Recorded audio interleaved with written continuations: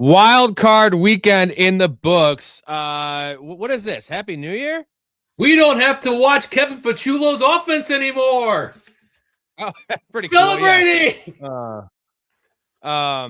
I was gonna say Larry David would be very upset with you for bringing up New Year's 12 days after New Year. Celebratory hat I could find. Let me get this middle school. You gotta fix your 8th grade hair. Jesus, exactly. But dude, the Eagles are out. How amazing is it? We don't have to watch 4 wide receiver go routes anymore. We don't have to watch comeback routes on a regular basis. Amazing. You're not excited about like watching Jalen Hurts suck?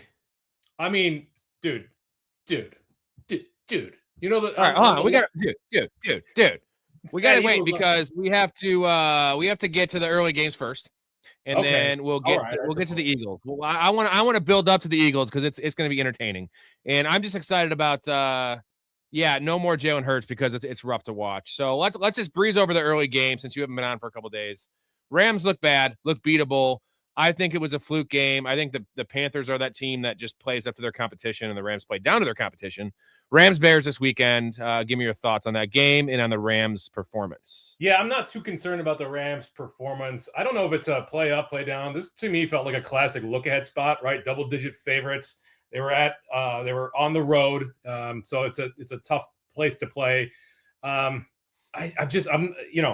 This one, they had to kind of dig deep and pull some chops out. I think they right to ship. Personally, I think the Bears are going to get rolled. They might make it close near the end because they're like a fourth quarter comeback kind of team. But yeah, this is for me. Like I feel like the Rams are the team to beat in the playoffs. Like they had to. I mean, the defense didn't look good, but the offense certainly didn't miss a beat whatsoever. I agree, but I'm done like burying the Bears. I'm done like saying the Bears are going to lose. Like at this point, I think I might pick the Bears. Although for our fantasy league, we need the Rams to win. But Caleb Williams, man, we were both not the highest on Caleb coming out, but we got to take the L on that one because the dude's a superstar. He's a superhero. That 4th down throw he made, that's Josh Allen throw. Like Josh Allen made a similar throw in the Bills game. You remember that it was a 3rd and 10, I think, across his body. But the thing is, I think Caleb Williams has the strongest arm in the NFL. Is that pretty safe to say? I mean, do you count Anthony Richardson because he has the strongest arm in the NFL? No.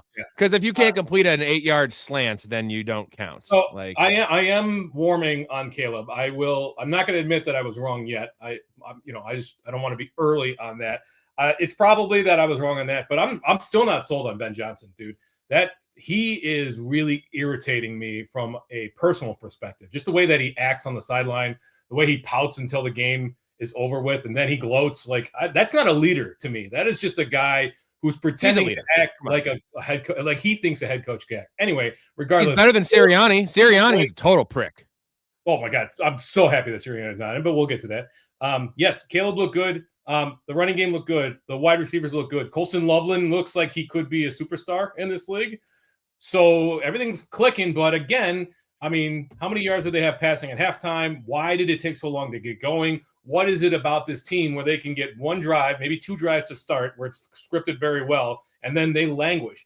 I'll be honest, like this entire game is on Matt LaFleur. The Packers lost this game by running the ball on 2nd and 18, 3rd and 11, like so on and so forth. Like just thinking that an 18-point lead was going to coast them into the next round of the playoffs.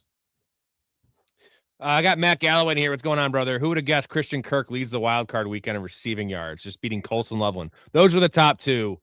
Wild stuff, man. Wild stuff. Nico Collins, by the way, multiple concussions in this game. That's not good. And he's probably not playing next year or next week because it's a short week and 2 concussions. Like they're not documented, but we know he got concussed in the first quarter there. And then that was a bad one. I don't know if you saw, but he walked the wrong direction to the tunnel and they had to grab him. Well, also, like, dude, I mean, they didn't catch the first one. They did, fortunately, they carted him off on the second one. But they didn't catch Parker Washington either. I can't believe he didn't get pulled on Saturday. Parker Washington's the GOAT. Parker Washington's the GOAT, by the way. That dude, so fucking scrappy, man. He pulled out after that, but, like, the dude literally grabbed his head and then went to the turf. And he got checked for a concussion. He was fine. Somebody's getting fired over this. The concussions are very flimsy in terms of being enforced by the training staff here in the playoffs. We've seen it multiple times. They're just going to let their guys, Josh Allen probably had a concussion. Like the list goes on for this week that I personally witnessed. And if it was regular season, it's different. That's fine, I guess, postseason. But there also is protocol to follow. But anyways, back to this Christian Kirk situation. Like, okay, go ahead. Assuming that Nico Collins misses, is Christian Kirk a solid play in daily fantasy and betting, or was a career game for him? Believe it or not, like was this a one-off and they do more packages for Jalen Noel and Jaden Higgins? Jaden Higgins is the one-to-one replacement, body type, skill set, all that. But I think it's Noel will make an appearance, and I think that Hutchinson is that scrappy dude. I think Hutchinson is going to be now. Obviously, Christian Kirk's the play, but his price will be way too high. So it's always the ancillary guy there. Dalton Schultz will probably take an uptick here, and that's a big loss if he can't play because this defense. Let's just talk about this game now. This defense. How is this game a 1-point game? I know CJ Stroud was just awful in this game. Like not even the turnovers, just missing that Nico Collins throw, missing a bunch of throws, panicking in the pocket. Like he did everything he could to keep the Steelers in this game. As a man that had Texans minus 2.5, I was really nervous until the fourth quarter, which is crazy. You're talking about a 24-point game at the end, but it's just like I never liked CJ Stroud, honestly, and he's not supposed to turn the ball over. He's a game manager. With this defense, you cannot turn the ball over, Storey. Bad turnovers too. Like one of the interceptions was a great play, but dude, 4 fumbles actually, 2 lost fumbles in this game. I don't have a ton of confidence with Houston. Like their defense should stymie Drake May to a certain extent, but you take away 2 defensive scores here because the Steelers just could not do anything on offense. And so you take that away, it's a 10-point game. You take away the Woody Marks touchdown at the end when their defense was just gassed because they're on the field so much. It's a 3-point game. I don't have a lot of faith that Houston can go into Foxborough and pull out a victory there. This New England minus 2.5 is the current line. I kind of really like. I know that they're begging you to take New England, but I cannot see how the Texans score a ton of points in that game. Maybe they don't need to. Maybe the defense will carry him again. But I mean, you can't count on defensive touchdowns every single week. No. Drake May did. I kind of predicted this. I said the fumbles would come back for Drake May and some of the turnover stuff. That defense, the Patriots defense looked amazing. And it's how much of that do you chalk up to the Patriots defense and scheme, and how much you chalk up to that just literally high school offensive line they're throwing out there in front of Justin Herbert. Like, I feel so bad for Justin Herbert. The guy balled out all year, second most rushing yards amongst quarterbacks, playing with broken fucking wrists and shit. And like, I love Justin Herbert. He needs to get those offensive linemen back. They also need to draft some offensive line. I know, like when they're healthy, they're an elite offensive line. Get some depth in case this happens again, because I don't think I've ever seen a playoff team with a worse offensive line. And we just saw the Texans team play today, but they're still not that bad. No, I mean they showed the Pro Football PFF grades for the entire center and the right side of the line, and they were like 34, 32, and 31 out of 34 qualified. And then they probably got worse just based on that game alone, like dropping Matt to pass and getting absolutely creamed. It wouldn't have surprised me if he went up to the podium like Andrew Luck afterwards and just freaking retired. So yeah, that will be definitely a point of order for the Chargers, is to fix that offensive line. Hopefully Slater, Alt can come back and you've got solid pieces, but who knows when they're coming back realistically. It's harder for guys that rely on that kind of shifty quickness in their legs to get back to full. Like, it usually takes longer than even wide receivers or running back. So we'll see. Not much to say about that game, right? The Patriots did exactly what they needed to do. It's the offensive line, and a couple of those guys will probably be managing a fantasy football team before they're seeing the field again in the NFL. So, Dale, what have you been working on recently? Well, I manage a baseball team. Little League? Fantasy League.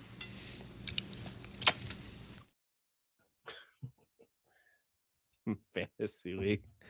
All right, moving on to the Bills Jags, man. I wanted to bet the Bills so bad. I'm pissed I didn't. So I didn't bet the Bills. I was going to bet the Bills. I canceled my Caleb Williams total yards bet just because of the weather. And of course, he goes out there as 370 yards. Looked okay for the first half, but Like not making those bets, and then like I just hate that. I fucking hate that. I'd rather just place the bets, but I got a little stingy. Thankfully, Aaron Rodgers did not even come close to 210 yards today, and the Texans bailed me out with a 2-0 night, so that was huge. But again, I was a little nervous after the first drive. What's this deal? What's the deal with Aaron Rodgers like hitting DK Metcalf like for two? He always has like 2 for 40 in the first 4 minutes of the game, then he won't have another catch the rest of the game. Like, is Arthur Smith fucking retarded? Like, Yes. What is going on here? I mean, we know that answer, but well, yeah. I mean, I think that his parents might be siblings because he just is one of the dumbest people. No, I tell you what, we're obviously being facetious. He's not a dumb guy. He's a smart guy. He's in the NFL, but I think he's a guy who thinks he's smarter than everybody else, and he's going to create all these wild schemes, get all these other guys involved, and then and then look what happens. Like the NFL, he's trying to be innovative, but he's not smart enough to be innovative, and then the NFL catches up. So whatever, like it. I think I'm staying far away from any Steelers next year if Mike Tomlin and Arthur Smith are still there. Maybe Kenneth Gainwell, but he probably is going to get a bag somewhere. Yeah, so this was a pinnacle Josh Allen moment for me. Gabe Davis goes out of the game, which is like his second best receiver. Dalton Kincaid is clearly hurts. You got Tyrell Shavers, you have Brandon Cooks, you have Keon Coleman. Like, it's such a bad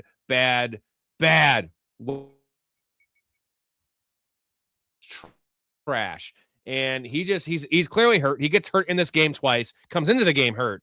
And this is my like Jalen Hurts hate is, and I don't want to name any names. We have a couple people on here that have been saying Jalen Hurts is better than Josh Allen, which is just insane to say in the first place. But like a game like this and the game that Jalen Hurts had is a perfect example of the confidence I have if the Bills are down by a score with 4 minutes left in the game that Josh Allen's going to take him down the field and score compared to Jalen Hurts being down by any amount of points or even tied to take him down the field is just so different.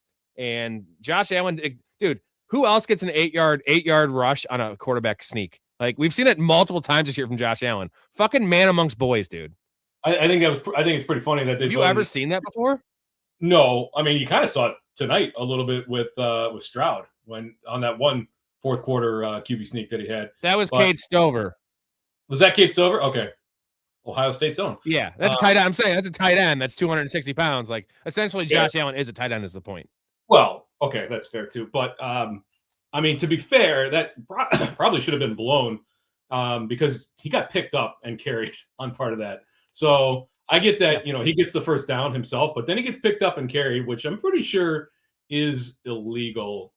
Either way, like, all right, let me ask you this. What's your take on, because it's all over the interwebs, people saying that Sean McDermott should have called but it should have called for a kneel down on first down to eat up 30 seconds worth of clock, not give the Jaguars any, and then go on to score. What's your take on that? Have you seen this online?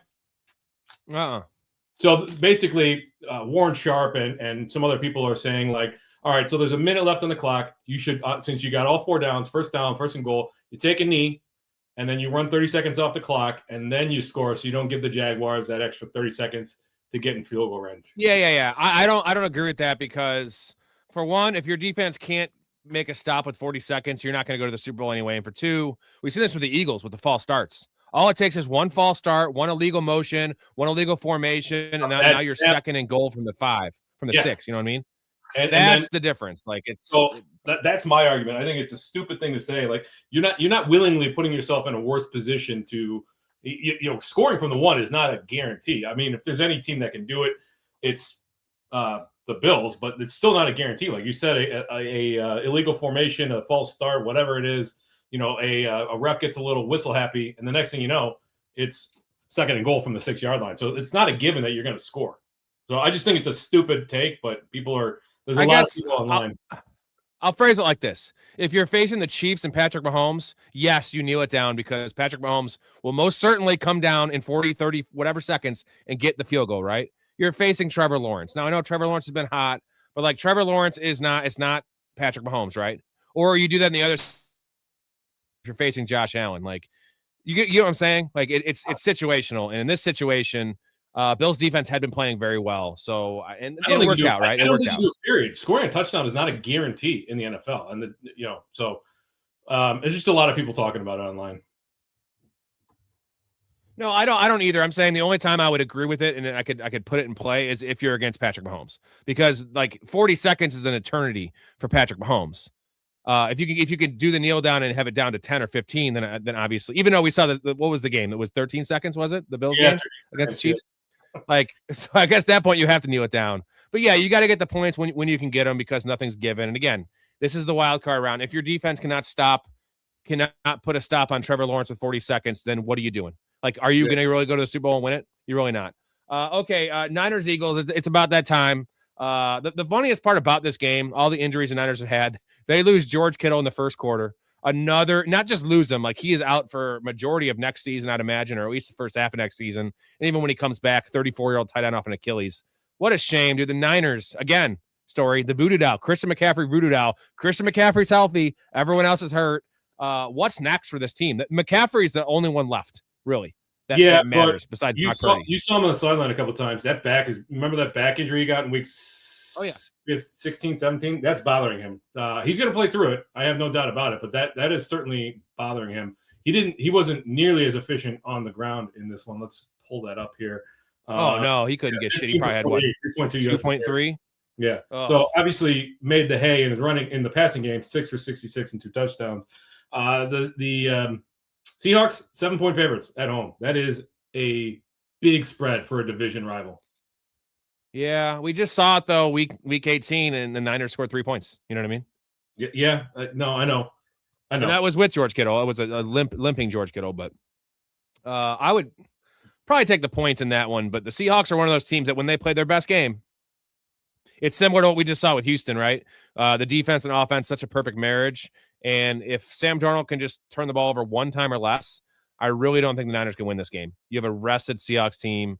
I give the edge. I know I give the play calling edge. I mean, that Juwan Jennings touchdown to McCaffrey, that's why Kyle Shanahan is the GOAT in play callers. I think Sean McVay is a better head coach. I think Kyle Shanahan's a better creative play caller. And that's just such a beautiful play. A double reverse, and you get McCaffrey. Dude, just genius stuff, man. Shout out to Shanahan. He always pushes the right buttons, right? It's not about the play call being great. It's the play call and the timing of these play calls always work. Like, it always works. We saw it in the Super Bowl 4 years ago, always works. Don't forget that Juwan Jennings was a highly recruited quarterback. Four star, baby. Yeah. We're going to find out what Mike McDonald is made of. Sam Darnold has been playing very, very well, but Mike McDonald is the guy there. He's the coach. He's going to have to, they just did it, and they did it to get the number 1 overall seed. Question is, third time, it's tough to beat a team twice in a row. Three times is who won the first matchup? Do you remember offhand? I don't, but I don't think with how injured the Seahawks are, or the fucking Niners are, I don't think it matters. They won in week 1, 17-13. So Seahawks hadn't quite hit their stride at that point. So yeah, we'll see. This one is interesting. 7-point spread is big for a divisional round and a divisional matchup in the divisional round. I don't know. Push comes to shove. We'll make our picks later on, but I would think that 7 points is just too many to give up.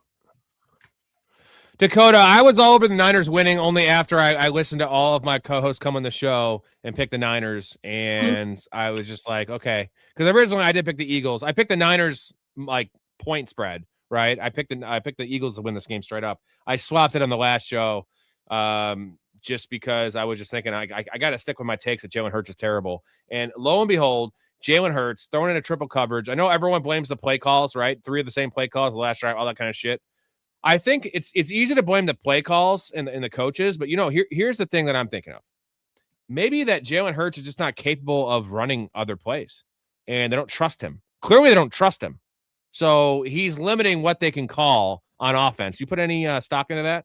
No, absolutely not. You're telling me that magically that Jalen Hurts got lost like 30% of his ability from one season to the next? How, like, you're No. He didn't lose it. Sorry. It's just they can't run the ball like they could the previous year. So now the lanes aren't as wide open, right? It was all layup throws last year. All layup throws. Because Saquon Barkley, they were stacking the box because you couldn't stop Barkley. You couldn't stop him with a stocked box, and all the Eagles were doing was running the ball. So this year, they're not running the ball as aggressively, like at a high clip, and they're not running it effectively. So they're just like, okay, now it's a lighter box. So Jalen Hurts' windows are shrunk. They're shrunk down. That's what it is. I don't agree with that. I think this falls squarely on the shoulders of Kevin Pachulo and Nick Sirianni, and to a lesser extent, AJ Brown, who bitched and complained for the last half of the season. And when it's his time to step up in the moment, he dropped the ball, literally. So, and also, I mean, dude, they were dropping stuff left and right. I do blame Jalen Hurts for making a bad decision, but where else is he supposed to go when you're running 2 outside go routes and 2 inside? They weren't even running slants. It was like, hitch routes, 2 hitch routes. So 2 outside goes and 2 hitch routes. Like, where are you supposed to go when the defense literally knows what the players are going to do and that coverage is too tight? So I watched this game very closely because one of my bets was Jahan Dotson over 6.5 yards. And somehow that Cooper dude was playing a lot, but Jahan Dotson still played like 60% of the snaps. And I was watching very closely, as you could imagine, and Jalen Hurts never got past his second read, and it wasn't because the pocket. He has good offensive line, so he just panics in the pocket and runs, and he doesn't. That's why he doesn't check the ball down. And the only target Jahan Dotson had was a terrible read by Hurts. It was that throw to the end zone there. He was in the left X receiver, and he just like predetermined before the ball was snapped he was going to go there. Underthrew it. It was double coverage. It should have been picked. So that just shows me Jalen Hurts he cannot read the field. He cannot get through progressions. It's literally, okay, I'm going to go to A.J. Brown on this play. And if it's not there, then he goes to Dallas Goedert. That's all he does. That is high school shit. And it's now being exposed. I don't agree with that. It wasn't exposed last year. Let me tell you why. When the offense is that vanilla and that predictable, what are you supposed to do? He's supposed to sit in the pocket and go through all 4 progressions when he knows, like, if he goes to his 3rd progression, it's not going to be there and he's going to get absolutely slaugted in the pocket. That's ridiculous. No, there's guys open. There's guys open, my dude. There's not guys open. Like, go back and watch. Johnson was open 3 times. I know. So go back and watch all 22. Like, it's literally they called the same play 3 times in the last drive. The literal same play, not a similar concept, the same exact play. And so the defense doesn't even have to huddle up. They could just do their base package and then know where those receivers are going to be. I guess we can agree to disagree. You're slurping Hurts, and I think that's wild. Hurts is terrible. I am putting the blame where it belongs. It's on the coaches and the play callers. They will never win another Super Bowl with Jalen Hurts at quarterback. I can promise you that right now, because they're never going to have as talented as a roster as they did that year. It's not going to be like it was. And he's a passenger, man. He is not good enough to elevate the team. And he's opposite of Josh Allen, and this team needs to be elevated now. And the play calling, yeah, Kellen Moore was clearly better than Pachulo, but dude, you could blame it all. You know what you can also do? You could check out of calls. Why can't Jalen Hurts check out of that call? Is he not capable? Can he not make an audible? Why doesn't Caleb Williams check out of calls? Because Ben Johnson's a great coordinator. Because the coach has a control problem. Caleb Williams is a second-year player. Jalen Hurts is in his 6th season, dude. I'm just saying, Jalen Hurts, love the guy. He's a great warrior, good teammate, good leader, bad fucking quarterback. Bad. Bottom 15, bro. Bottom 15. No, they literally won the Super Bowl with what was the difference between last year and this year? The actual best offensive line in the NFL. Best offensive line in the NFL. Is, the difference was literally the offensive coordinator. They ran back the vast majority of this offense, and they changed the offensive coordinator, and they could barely squeak into the. No, they didn't barely squeak into the playoffs. They got in the playoffs, and then they ended up losing the first round. Why? It wasn't because Jalen Hurts magically wasn't able to execute 30% of the plays. It's because the play calling was absolutely atrocious. You go online, man, look at what experts are talking about. This guy does not belong in high school football, let alone the NFL, calling plays. So why is he still calling plays? Why? Because he's Nick Sirianni's best friend. So they got to fire everyone. All right, I guess. I mean, it's just so easy to blame coaches. I know it's a fucking cop out. I watch the games, dude. Jalen Hurts does not have it. He's fine. He's good if everything's perfect. He's a fucking passenger. He's a system quarterback at best. At best, bro. He's the most decorated system quarterback of all time because he has 2 Super Bowl appearances. That's it. Why did he get benched? Why did he get benched for Tua, of all things, in Alabama? Why? Because he can't get the job done, dude. He didn't win a Super Bowl. I know it's funny he won the Super Bowl, but like, just saying, yeah. like, think of how bad that aged. Getting benched for Tua, that aged bad. Tua can't read a defense either. All right, we got to move on though, because we could argue about Jalen Hurts all fucking day, and I actually love to do that.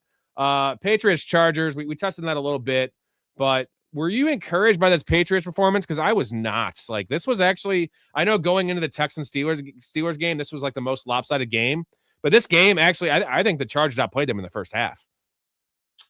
It was real close. Tough to say, right? Like, it's tough to take anything away from this game because the Chargers could not push the ball at all. So Vrabel's not going to be a guy that's going to go out there and put his foot on somebody's throat. So he's going to take what they give him. I want to see them in a real challenge, and they're going to get a challenge with a really stout defense next week. I still think that Drake May is a very solid second-year quarterback. Diggs didn't step up like I was hoping that he would, but we'll see what happens when they play probably the second best defense left, if not the best defense left in the playoffs. It's gonna be a good game. I gotta get to Trone's comment on the bottom here, just because to finish off our Hurts talk. He says, Rob, although Hurts has stunk recently, Hurts was the primary reason they won the championship. Hurts, okay. He played amazing in the Super Bowl. Want to know why? Because the Chiefs were preparing for that was bad prep by the Chiefs. They were like, okay, let's just stop Barkley, and then it was just Devontae Smith wide open 60 yards downfield. Like, he played great. He played one good game in the Super Bowl, dude. Played okay in the playoffs. I don't know. That's the primary reason, dude. Their defense was the reason. Their offensive line was the other reason. Saquon Barkley was the third reason. Jalen Hurts was the fourth reason. So where I come from, the quarterback's never the fourth reason. Like, Josh Allen's the first, second, third, and fourth reason the Bills win any games. Would you agree, Storey? Well, James Cook is in there, maybe. James Cook. Yeah. I mean, to be fair, I think that Josh Allen is the best living quarterback in the world at the moment. So take that with a grain of salt. But Brock Purdy's not. Like, he's not elevating that team, right? He's executing the scheme that's given him. I disagree. Brock Purdy played him outside those two picks. He played awesome, dude. Some of those throws, standing in the pocket, like he's a warrior. I love Brock. Brock Purdy's a better quarterback than Jalen Hurts for sure. And I'm not a Brock Purdy guy, but he is. He you could make that argument. I'm just saying, like, he's more of a system quarterback than he is an elevator. Like, come on, Juwan Jennings, right? Ricky Pearsall, Christian McCaffrey, and George Kittle most of the season. By the way, is Ricky Pearsall like undraftable now? Like, I'll never draft him again. Like, he just can't. He doesn't play football. He's always hurt. Yeah, he missed his game. I mean, every time, dude. People are thinking that, or there's a conspiracy theory that this high energy output facility next to their field is causing like collagen disintegration. Did you hear about this?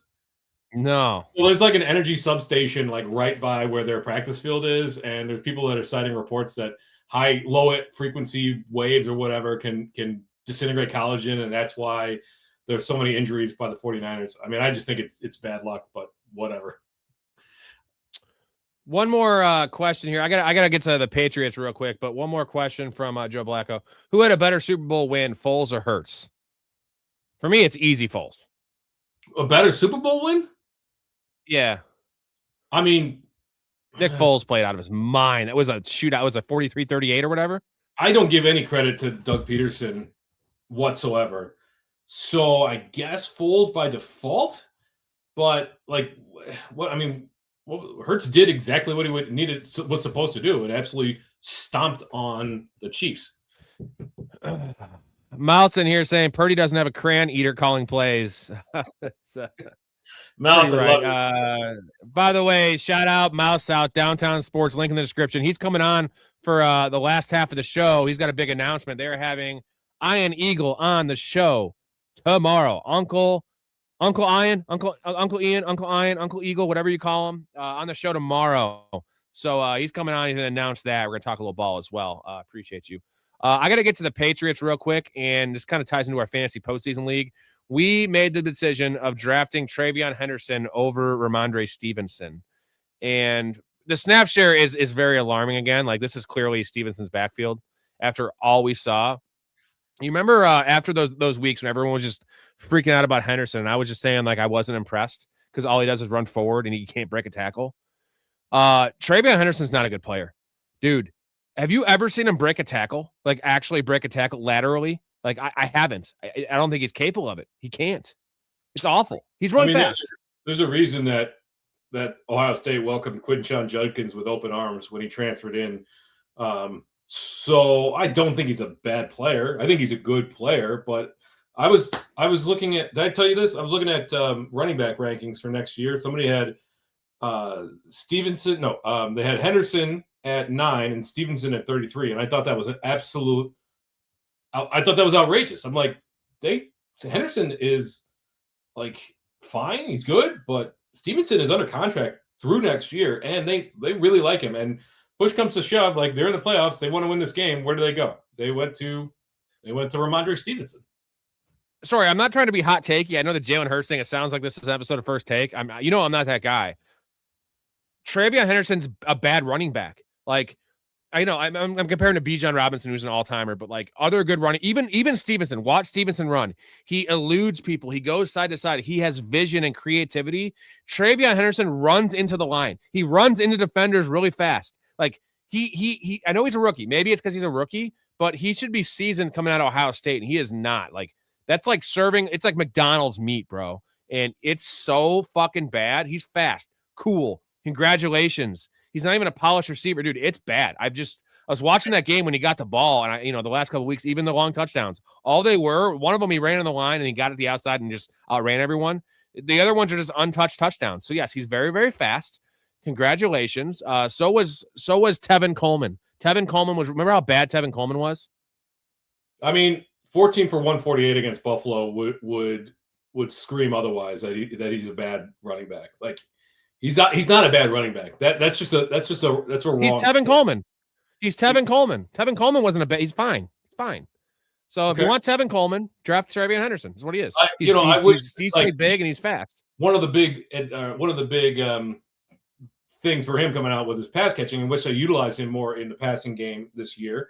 But you can't say he's a bad running back. Like when he's got the ball in his hand, he's dynamic. You give him the ball enough times, he's going to break one of those long runs. That's who he is. He's got long speed.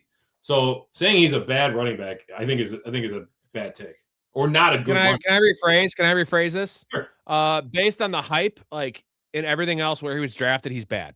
Like if we're talking about a 5th round rookie, then okay, if he was Jawar Jordan, he's better than Jawar Jordan. I'll give you that. Congratulations. Yeah, I'm not arguing that the expectations. I mean, I think you could say second half the expectations were well in line with what people were hoping for. The first half, like obviously wasn't there yet, but Vrabel's not huge on rookies. He played himself into a role once Stevenson got hurt, and he managed to keep that role up until this last game. Well, do you remember how we were just calling Vrabel an idiot for going back to Stevenson, and part of that was due to the fumbles, because it's like this dude is fumbling away games for you. Now it doesn't look that silly because Ramondre Stevenson is the better running back at this stage of their career. Maybe I'm being a little too harsh, but at this stage I'm saying, but Ramondre Stevenson is more of just a guy than like an all-pro. That's all I'm saying. Like that's all I'm saying. And all the guys are saying is like Henderson's gonna be a 2nd round pick next year with Stevenson still being there. Like that's why I'm saying Henderson's not good, because we're talking about him as an elite running back already, and everyone was just looking at the numbers of, also he did that against really bad defenses. Those 3 games without Stevenson, really bad defenses. We've seen this before in the past with fantasy where a guy goes off for 4 games against 3 out of 4 bad defenses, and everyone overdrafts him the next year. And that's what's going to happen this year with Stevenson. You already said it. Ninth running back, the fuck out of town. Well, I mean, again, I don't agree with where things are settling with him, and this might suppress his value a little bit if they keep this up through the postseason. But this is an expectation versus reality thing. But just saying like he's a bad running back, like he will probably. I mean, he's going to have games like this. He had another game against Tampa Bay, which is in the middle of the season. They were not a bad defense. 14 for 147 and 2 touchdowns. Like there are plenty of long runs though. They're like. All these numbers, Story, are based off 70-yard touchdowns. I'm not taking those 70-yarders away like they didn't happen, but they're not created. Bijan creates his 70-yard touchdowns with some awesome jump cuts and beats guys. I have never seen Travion break a tackle this year, dude. I want to like watch the film and I want to count how many he's broken. It's not many. It's not many. Go look it up. It's really bad. I guarantee his broken tackle rate is bad. Mal says he said it all year. He's a third down back. He was a third down back to Juckins and got drafted in the second round. He's Jalen Warren. No, Jalen Warren's actually a really tough, scrappy player that does break tackles. So, and I'm also just really salty at Travion Henderson for our fantasy team. Storey, what the hell are we doing? What are we thinking? Why did we do that? Was it me? I think it was us. I think it was both of us. I don't know. Because neither of us are Travion Henderson guys. I mean, I know. I wasn't a Travion Henderson. I don't know. I think we decided, like, let's just take the one that falls, and he must have fallen. That's the way I'm going to justify it in my head. Jonathan, 90 fantasy points in our league with no JSN or Darnold doesn't seem that bad. It really does. Storey, we're going to need the Rams to go to the Super Bowl to have a chance to win. I feel like we're going to get top 3 just based on having a lot of players and, having Stafford and the Rams defense, as long as they can win one more game. We need them to go to the Super Bowl to win the league. Are you comfortable with that? I not only am comfortable with it, I feel strongly about it. Let's go. Joe Blacko, where is Malik Willis going? He's a playmaker. Let's here, while you look that up real quick, we're gonna get to your question in a second, Joe Blacko. I'm gonna hit you guys with the intro, and I want to talk about something in the intro. We'll get to all the questions after this.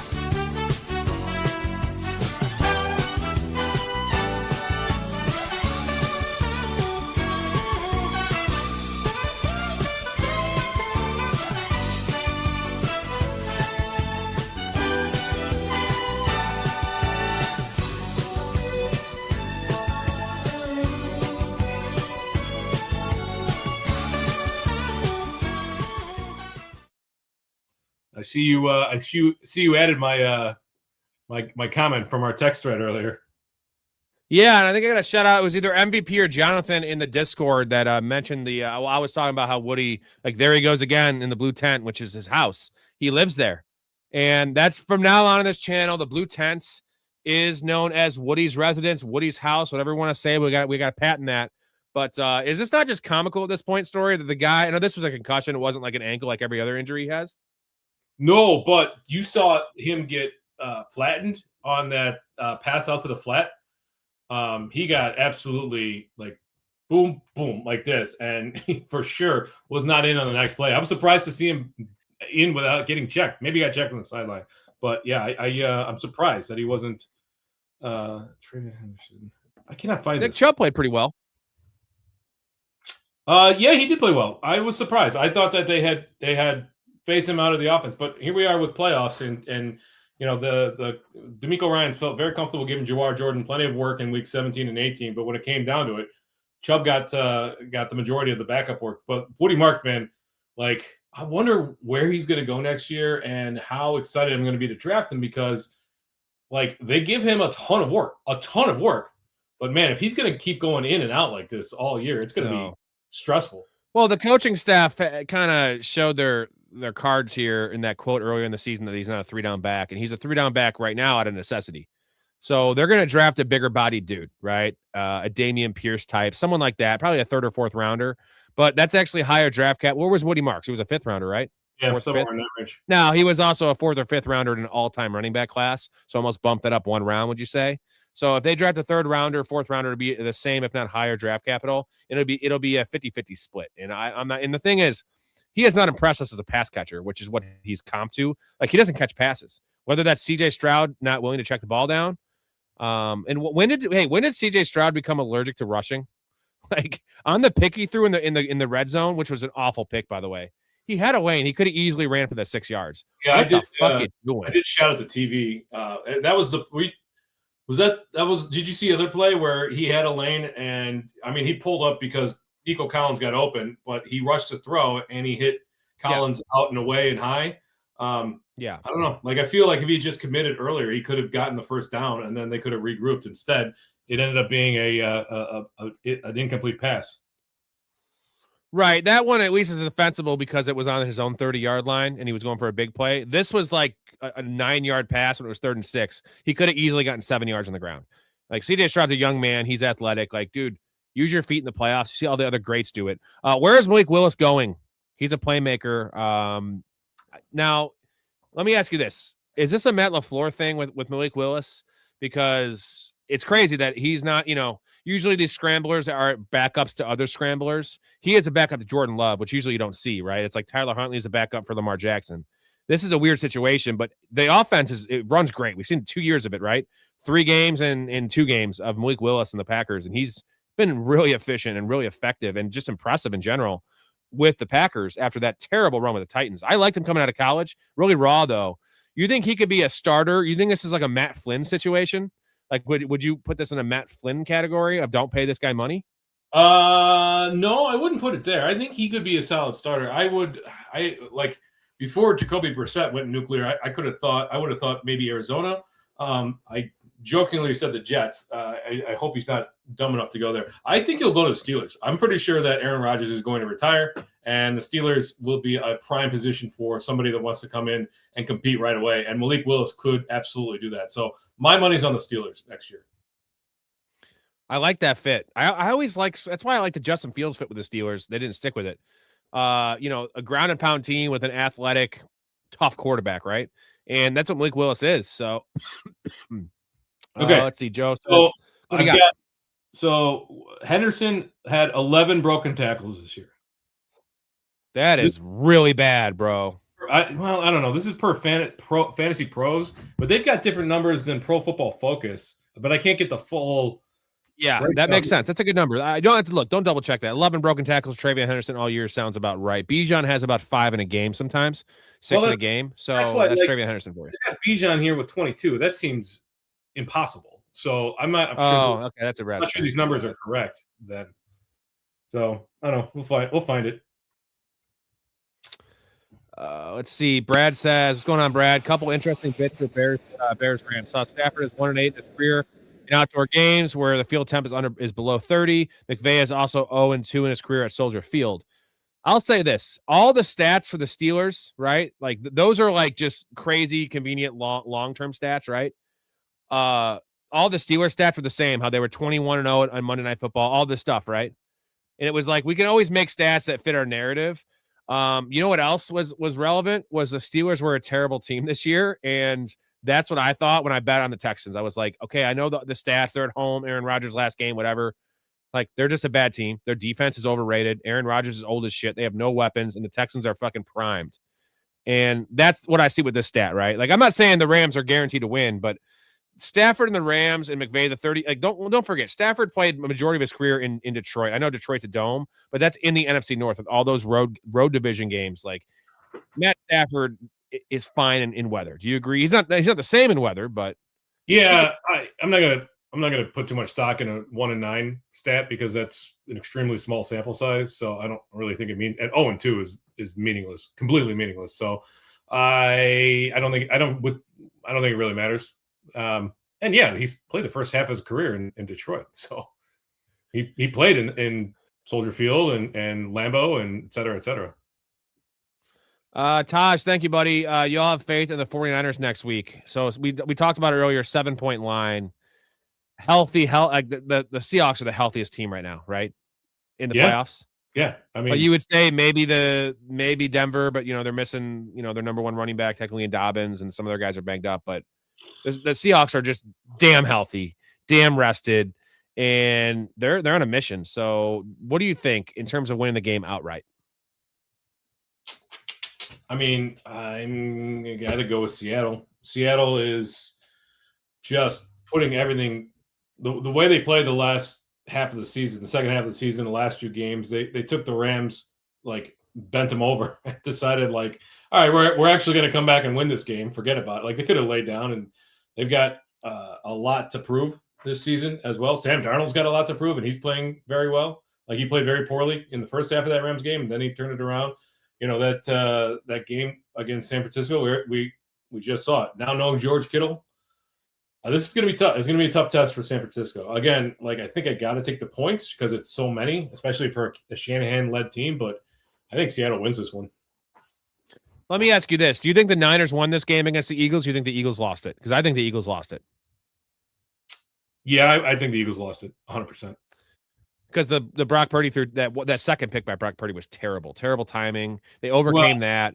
Dude, if AJ Brown had just caught that pass, like, they've got so much more time on the clock. That changes that entire drive. Like if AJ Brown just catches that pass, everything about that changes. Now, who knows what would have happened? But yeah, I agree that it's the same thing. Like I think that the Packers lost the game against the Bears. Like they should have absolutely put that game away. They had every opportunity to put that game away. There was the Bears got blessed with a false start or an illegal formation on that botched snap on 4th and 2. That would have sealed the game. They left it open to us, and the Bears took the game. Let's be honest. They did. The Bears had to do a lot to win this game. The Niners, they did have the Jennings play. That was about it. That was the only way they took the game. The Bears that's the Bears. That's what the Bears do this year. And I was just saying the whole time, I was watching it with Erica and my sister-in-law and brother-in-law, and I was just like, there's no way they can do this again, right? Like, how many times can they do this? It's not just like 7 points down with the fourth quarter to go. It's like multiple scores, 15 plus points. It's insane. CJ Stroud is so bad. He played really bad. It was a D plus, like a Chris Farley and Tommy Boy. I got a D plus. I'm gonna graduate. Yeah, he did play very poorly, but I mean he played very, very poorly. I don't know what else to say about it. Like they got to correct that if they're gonna have any chance against New England. Vrabel's smart. Like he's gonna watch this tape. Seattle literally drafted Nick. How do you pronounce this? Emmanuel. Yeah. For Shanny. So essentially to neutralize Shanahan. Okay. Damn it, this thing is broken. Seattle's entire defense is just filled with just fucking studs, bro. Interchangeable studs. That's what I love, is that I can't believe they built this defense so fast again. Just like I can't believe the Niners overcame the Trey Lance trade up. The Rams overcame all the cap issues they had, all the draft capital they gave for the Stafford trade. It was the Jalen Ramsey trade, Aaron Donald retiring. Like these teams, like these good organizations, recoup so fast. And then you have teams like the Browns and the Jets and the Raiders that just compile these draft picks and just can't even get out of last place. It's just literally it's hilarious, right? It's management, it's coaching, it's quarterback. I mean, I don't want to call Emmanuel a luxury pick for Seattle, but they used an early second round pick on this dude. I think they used an early. Yeah, right. He was an early second round pick, right? Anyway, either way. Yeah, because they had the eighth or ninth pick in the draft. Yeah, the eighth pick. He was Gray Zabel in the first round. He had to be 37 or 38 overall. So they knew that's a good way to look at it. They drafted this guy specifically to counteract what Kyle Shanahan is going to put on the field on offense. I like the way that comes together. Taj knows ball. For sure. I think the Jags are trying to let them score. They most definitely were. They lined up and they were all in their 3-point stances, and they just didn't get off the ball. And smart decision by both teams, actually. So I mean, they did when you get the ball at the 25 after a kickoff, to get into range for Cam Little, you only need 25 yards downfield, and they had a full minute to do it. So yeah, they were definitely letting them score. Yeah. Would you have ever thought that Titans would be a premier landing spot for John Harbaugh? I think the Giants are the premier landing spot personally, because Jackson Dart is more proven than. Even though I'm a big fan of Cam Ward. I think Cam Ward got a pretty rough. I mean, the coach was a zero. The coach is a crayon eater, as his mouth would say. And the weapons around him, as much as I kind of like DK and Iron Manor for the future, it was a rough group of receivers. And the offensive line was. They were healthy, actually. This funny thing is, Storey, that Titans' offensive line stayed relatively healthy this year, and they were performing like the Chargers' offensive line when they were decimated. And that's what they gave Cam Ward. Ward ended up with 31, 69, 15-7 touchdown to interception ratio. They did run the ball quite a bit there. So 3,200 yards or 3,150, that's okay.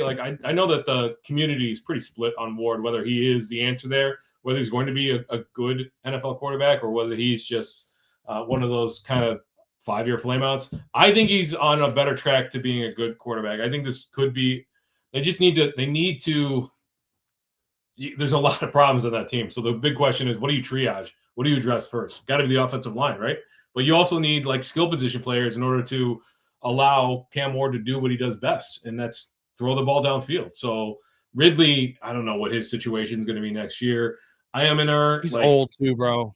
Yeah, I am in our DK. Like they flash in spots, but neither one was enough of a separator for me to feel good about it. So I don't know what they're going to do next year. It'll be interesting to see. I will say this about Cam Ward. I think this is the best. I love these situations for these, just like I love my rookie quarterbacks coming in from bad programs, like a Josh Allen, some of these guys, Patrick Mahomes. They get beat up in college. They have to just compete. And Cam Ward got beat to shit this year and had to compete every game, right? You didn't see him ever give up. This is like a big character building and just lessons learned, right? You learn more from losing. And, look at Troy Aikman's rookie year. Look at some of these guys' rookie years where they just get their brains beaten in. I'm not saying it's Troy Aikman, Hall of Fame career, whatever, but it's more valuable. It can go both ways, but I think it's more valuable than sitting behind like an average quarterback for a year. I feel like on-the-job training that he got this year with the weapons he had and the offensive line he had was just awesome. And I can't wait to see next year. He's going to be one of my favorite best ball picks. I think he's still going to be like quarter. And I feel like next year he's going to run a lot more than he did this year. Well, I like the fact that they stuck with him all year. A lot of times these coaches, especially these interim coaches, will get a little antsy and they'll pull guys. I like the fact that let him make his hay. So, yeah, I think he's on a good trajectory, personally. Edson, I think maybe he's talking about Ray. I think Ray was really hard on Matthew Golden. I'm not about to crown Matthew Golden after his first touchdown. Like Matthew Golden, we're not fans of Matthew Golden. I think you agree with me, Storey. I'm not writing him off, but like he's just a guy. He's a decent guy. Well, so here's like Matthew Golden had fewer than 400 yards receiving this year, no touchdowns in a regular season. I'm writing him off from a fantasy perspective because when you look at profiles, second-year guys that accumulate fewer than 600 yards in their rookie season and have that bad of a target share, like they almost never pop. And so I'm going to play the odds and just say I'm going to let somebody else take the bullet, even if it's the last round pick. I'm not going to waste it on Matthew Golden. I don't think that there's a path for him to be a fantasy relevant player in his career. AKA Treylon Burks. You know what I mean? Treylon Burks, Xavier Legette, although he had a bigger target share on Saturday. Mingo, all the guys that the Panthers have taken, right? The guy from LSU, what was it? Jennings. I keep on forgetting his name. The guy from LSU they took like 5 years ago. He was a bust. First round pick. Who took 5 years ago? The Panthers. It was he was playing with. It was like right after the Justin Jefferson draft. I'll have to look it up because I don't remember. AJ Brown is a bum for sure. Super Bowl champion Hurts. I ain't taking that away from him. I just feel like everyone just raised the guy to elite top 5 status, and he's not a top 5 quarterback. So no. AJ Brown did blow up the fucking locker room. That's for goddamn sure. What old pouty bitch. He's out of there, right? Storey, AJ Brown out of town. Yeah, the only way. Terrence Marshall. Oh, okay, not Jennings. Terrence Marshall, yeah.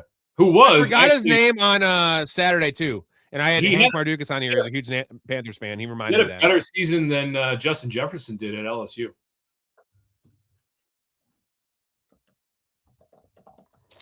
Yeah, he was a second-round pick in 2021. How about that? All right, we had this question. Put Herbert on the Eagles, and it wouldn't have looked like the OC is incompetent. You agree with that one? You think they're winning the Super Bowl with Herbert on this team? I don't think so.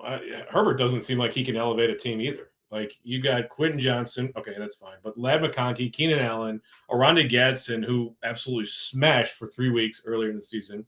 You've got an outstanding rookie running back. You've got Jim Harbaugh, and the team is just – I mean, I know that it's 90% the offensive line, but Herbert, like, he's been in the playoffs a bunch, and the team has not made the postseason a bunch with him there. Like, there's really nothing that says that Herbert is a guy that can take this team deep. I don't think so. All right. Jay says, easy on Hendo. He's a rookie, for heaven's sake. Saying he isn't good at football is just wrong. I'm not going to be easy on him because – I've watched him. He just doesn't. It's not impressive at all. And maybe this is my fantasy brain seeping in where he's going, where he went this year, where he's going next year, like at least projected wise. Like he's fine. He's a good running back. He may even be a starting running back one day in the league. How many of those are there? Not elite. I know he's a rookie, but I don't think you learn the ability to break tackles. You're a running back. You should learn that. This is not like reading defenses as a quarterback. Like, you can learn that kind of stuff. You can't learn how to break tackles and be shifty. You can't. He doesn't have it. I mean, it might take until year 3 because, like I said, Stevenson is under contract, which when he's out of there, he's going to get a pretty good chunk of change to go be a starter somewhere. Denver Broncos are going to win the Super Bowl. Do you think they win this game against the Bills? No. You know, isn't that crazy? The Bills are favored again on the road. I guess they just had a bye with Josh Allen being hurt. Well, and they just Josh Allen, walking medicine man. They just sneaked out a win against the Jaguars, who were playing well, admittedly. But yeah, the fact that they're like, that speaks to how the markets feel about Josh Allen and to a lesser extent, Bo Nix and Sean Payton. I will be overjoyed when the Broncos get busted out of the playoffs. The Broncos have such a superior roster top to bottom, though. Right? And I think Bo Nix, if he plays his best game, can play with Josh Allen. It's just his worst game is going to be really bad. I mean, he does that. Top of the line, Cortland Sutton is a better receiver than anybody that the Bills have. But like Pat Bryant, Troy Franklin, Marvin Mims, like those guys don't really stack up much better than Khalil Shakir, Gabe Davis, Joshua Palmer. Although, did he play on Saturday? Palmer was inactive. Palmer's out. Palmer's on IR. He's out for the playoffs. Got it. Well, anyway, either way you stack, like Keon Coleman, right? I don't know if those guys, they're all rotational players. Joe Blacko, Travion Henderson needs to develop. Bro, he's young. Derrick Henry took time to develop. No, Derrick Henry took time to see the field because their coach was playing Deion Lewis over him, which is just funny, bro. You know what? That was a money thing. They paid Deion Lewis a lot of money. And who was that? That wasn't 500 Fisher, was it? Who was that coach? I think it was Jeff Fisher. Wasn't it? That's silly, bro. That is silly. The best part about that was they were playing Deion Lewis on early downs and Derrick Henry as their third down back. So you had the 250-pound guy playing on third downs and the 190-pound guy playing on first and second down, running up the middle. Pretty funny stuff. What bad coaching? Real quick. Ask me. Yeah. It was a really weird conversation. Hey, you ever accidentally masturbate to young pictures of your mom? Who the fuck starts a conversation like that? I just sat down. 1819. Yep. By the way, this picture you sent me, Storey. This picture. Love this thing, by the way. We can just change this to Texans Steelers, right? OJ's the Texans, and then Nicole Brown is the Steelers. Yeah, I mean, ugh. Yeah. It's not great. Real quick, shout out to the Patreon subscribers. Appreciate all you guys keeping the lights on here. We're still doing 4 or 5 nights a week, even when football's over. So even once the playoffs are over, we do 4 to 5 nights a week. And we're gonna have a whole month of draft coverage for you. Mike Storey, the college football expert. A lot of perks besides just supporting your boys, which is a big perk in itself. Access to the Discord community, 71 people strong right now. Community fantasy leagues, where we still have 4 openings in our Dynasty League. Dynasty Startup doing a draft in May. If you want to get on that. Guest appearances on the pod. You want to be sitting where Storey's sitting. Booyah. And free merchandise giveaways. Giving away these hats once a month. Actually, the drawing is going on tomorrow. Tomorrow or Wednesday. If you want to get in, it's not too late to get your name in the ring for the hat giveaway. I will ship it to you free of cost. Pretty quality hat, man. Also, you get access to my early bets. We went 3-2 this week in the playoffs. Not great. Sitting at 89 and 53 on these prop bets. All even odds prop bets, not minus 130. None of that shit. No alternate lines. 89 and 53 Story. We're kind of limping to the finish line, but that's it's pretty nice. I want to get to like plus 40. I think plus 40 on the years is good. Yeah. That would be maybe you can turn it around here with the divisional round. Should be a tighter competition. Maybe things will kind of even out there. I hope so. Anyway, professionalfanatics.com or link in the description if you want details on the Patreon. I'll get your ass right in the Discord once you sign up and move from there. Get and play some leagues with us. Maybe come on the show. Maybe be on the show for the Super Bowl show. Once a month, if you get in, you're welcome on the show. We have a fan coming on later tonight. That is Mouth of the South. So let's see where we're at in the chat. Mouth's going to join us in a little bit. Let's see. We are Stevenson is Chuba. It says Joe Blacko. That's a good comparison. I like that one. Joe Blacko. Jonathan's the one that gave me that Woody Marks tent joke. So that was good. Well, we both cultivated it together. Who in the Super Bowl based on playoff play? What do you have? I think it's going to be Rams Seahawks, and then I want to say Bills Texans, dude. I think their defense is just too good. I really think it's Do too you? good. I'm gonna Dude, go. it's too good. I'm gonna go I agree with the Rams Seahawks, but I'm gonna go with Patriots Bills, and I'm gonna stick with it. I'm gonna say the Patriots beat the Bills. I think the Bills have enough momentum to get past the Denver Sean Paytons, but I'm gonna stick with the Rams and Patriots, and I'm gonna stick with the Rams. Jay says, based on what I witnessed Saturday night, the Bears should be right in there with the Rams. It was both on Saturday night and Saturday afternoon because the Rams let the Panthers play with them, and the Bears are clearly a better team than the Panthers, but I think the Rams defense is better than they showed. I think the Rams defense is still bad, but it's equal. It's equal to the Packers, and I feel like their offense is not gonna go into a shell. I think the book's out on the Bears. If you have a lead, step on the gas, because if you're not up by 3 scores in the fourth quarter, you probably will lose the game. Yeah, that's probably. I mean, we saw it with LaFleur. Like, yeah, I'm nervous for the Bears. Like, I'm nervous for the Bears. I don't know. I don't know how people feel comfortable with this team. Like, at some point, the juice is going to run out, right?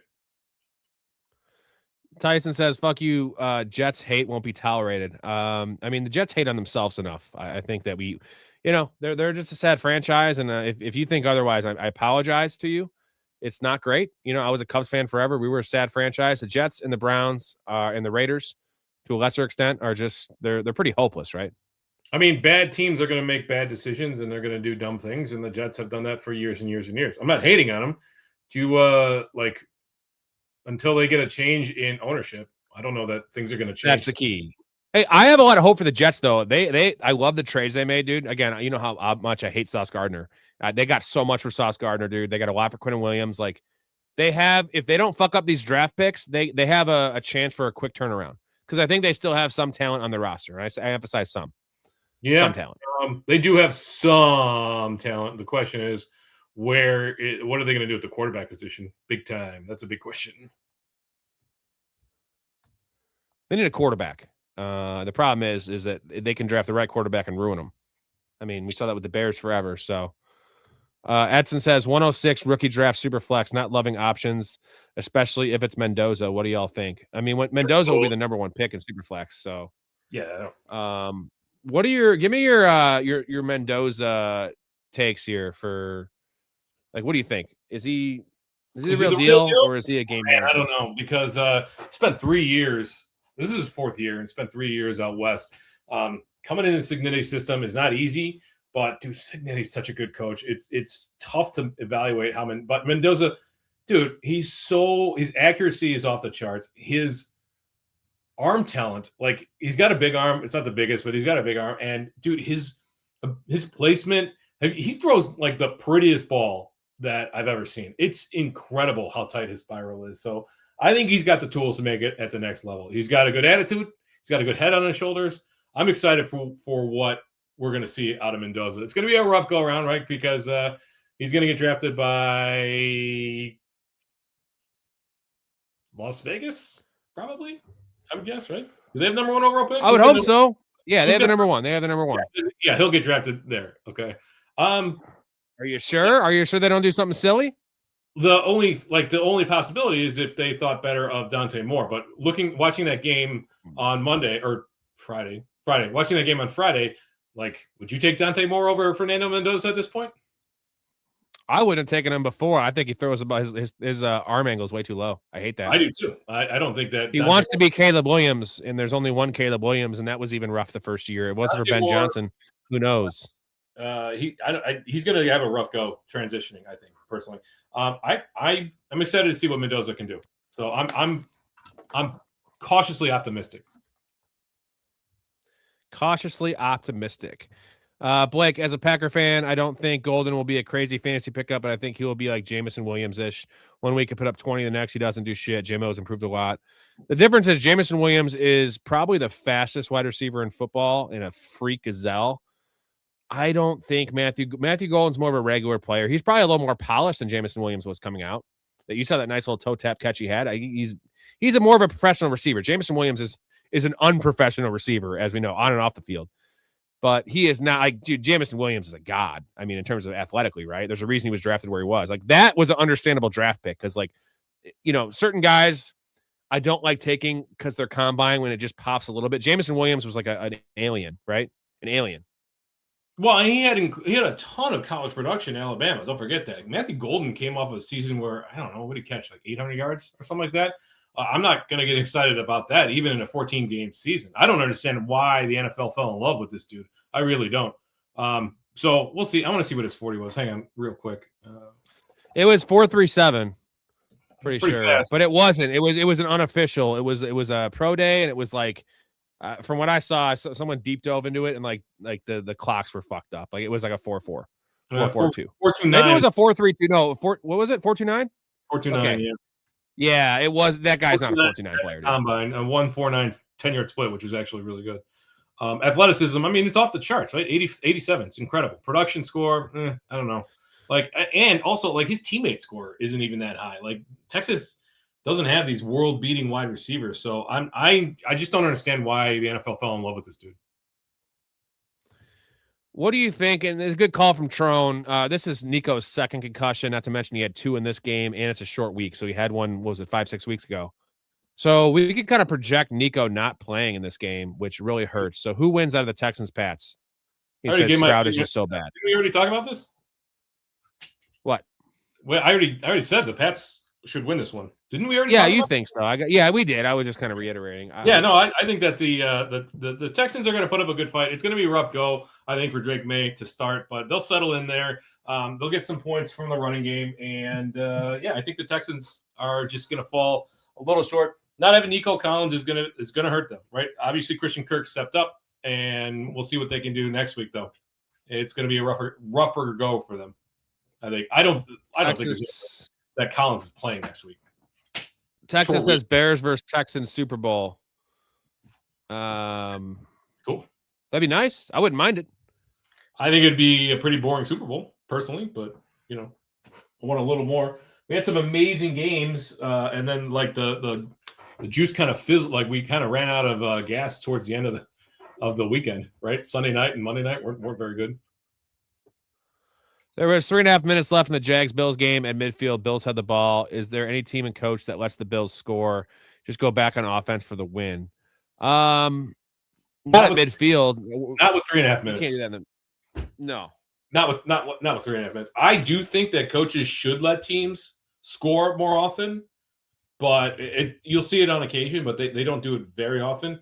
This was like the perfect example. Liam Cohen absolutely let them score there, and they did exactly right. It's just that Herbert ends up throwing a ball that got deflected, right? The Lawrence one? Yeah, the last touchdown. Did that get deflected? The last pick? I think it did. Yeah. You think Tomlin's getting fired or Arthur Smith at the very minimum? Arthur Smith should be fired, yeah. Should be fired. I don't know what they feel about him. I don't think Tomlin's getting fired. I think he did just enough to sneak by another year, even though I think he should be going personally. Come on, 20 years in an organization, and I think you just set the record for most one and done playoff appearances in franchise history. Like, yeah, time to go. Time to go. Texans play better with Mills. I don't know if I agree with that one. Mills is fine. Let's not forget when they benched CJ Stroud week 18 when they're scoreboard watching. Mills started that game when he came in 0 for 8. Like, I like Davis. Davis Mills is good. I don't mind. Davis Mills is a great backup. Should be a starter somewhere, honestly. But CJ Stroud's still better. He's I could see him being a transitional quarterback somewhere, but come on, like, he made some great throws, and then he made some stuff that you're like, geez, man, how does this guy see an NFL field? So I think Stroud is a better quarterback. He played very poorly today. I'm not going to take anything away from that. He played very poorly. I think he's going to have to play better if they're going to beat the Pats. But Davis Mills does not give them a better chance to win. It was very Simple Jack-esque. Simple Jack, the story of a mentally impaired farmhand who can talk to animals, was a box office disaster that many critics called one of the worst movies of all time. Got a good brain. I think you've got a fine brain, Jack. You make me heavy. But now the question is, can speed... Tugger nuts. All right, we got a special guest joining us here, the mouth of the South. John, he's repping the Fanatics. He has an announcement to make. What do you got cooking, What's man? up? What's up, What's up, Storey? How you doing, sir? Another great NFL weekend. I can't believe it's coming to a close very, very quickly here. Sucks. Yeah. NFL season coming to a close. I only had 2 misses on my picks this week. Very happy. Man, there you Very go. happy. That'll do it. Yep. I had the Jags beating the Bills, and I had the Bears beating the Packers. Or excuse me, Packers beating the Bears. Everything else. Yeah. I had the Jags beating the Bills, and I had the Chargers beating the Patriots. Well, you didn't account for. Yeah, that could have happened. That could have happened. Yeah, you didn't account for them rolling out the short bus at offensive line for the Chargers. Well, it's actually I did account for that. I just accounted for Patriots D-line injuries and off the field BS going on with some of their D linemen, and some D linemen just coming back from injury, rust, and also the fact that that team had not played anybody good all season long. That's what I really accounted for. And I thought Justin Herbert was better than Dak Prescott in the playoffs. So Herbert is AFC Dak. It's a fair way to look at Appears so. At least he didn't throw 4 picks again this year. It's cool. No, he didn't throw 4 picks. Unfortunately, he couldn't throw anything because, he was just his ass was on the ground too much. And what a scrambling performance, though, from him. And, Marion Hampton, the late scratch. That was a shame. Yeah. Well, I don't think it made a difference. That was. Not a scratch. Technically, he got 1 carry. And but he got 2 snaps, and then they scratched him. Yeah, well, that probably cost a lot of people money who were betting on his overs because he was a full go, and everybody expected that. When you've got legalized gambling across the country, you can't have stuff like that. That kind of stuff is what erodes the trust of the sports world, right? Most books have the early exit, though. They do have that, so they do. But I have a question. What's more important, the legalized gambling of fans across the country, or the salary of the rookie player that depends upon him appearing in a playoff game? I mean, from whose perspective? I mean, the gambler would say it's the gambling, while the rookie would say that it's his it's like what comes first, the chicken or the egg? If the tree falls in the forest, does it make a sound? This is one of those endless debates that has no answer. Right. So according to me, it's the person who spent their entire life trying to work to do a job. They deserve the money more than we do placing a bet. It's our choice to place the bet on that. We know the risks of that. So, it's built into anything that we do gambling wise. If you follow at Professional Fanatics Bets, there's no risk. Let's go, baby. That's right, because we would tell you not to bet that crap. We would tell you not to bet that crap. That's what we would do. We would tell you not to bet that. Mouth has a special announcement. Downtown Sports Boys, link in the description. He's got a special guest coming on tomorrow's show. Give us the info, bro. Iron Eagle will be appearing again tomorrow. We're recording it at 10 in the morning, which means we should have an early afternoon release by about like 12 or 1 o'clock on the channel. We're on 23 different platforms, Spotify for creators, Apple Podcasts, Google Podcasts, wherever you get your podcasts at. That's where you'll find it. Best way to do it, I actually like Spotify the best, because then you could actually they have like an AI tool within the app where you could actually pick through and go to the parts of the podcast that interest you the most. Like, for example, if you want to know what we think of the games coming up, you go right into the description of the episode, pick that part out, want to know what our picks are, bang, you go straight there. You want to hear us talk shit about what happened with Nick's episode, bang, right there in the description. You go right there. Find out what we think of the Knicks, find out what we think of the Nets. We're going to be talking about that. We're going to be doing some NBA wrap up, what he thought of the NBA Cup, what he thinks is going on in the NBA, because he actually he's he's doing 50 games for Prime this year. So he's not the voice of the Nets anymore like he had been in previous season. He's only calling like 15 games for them.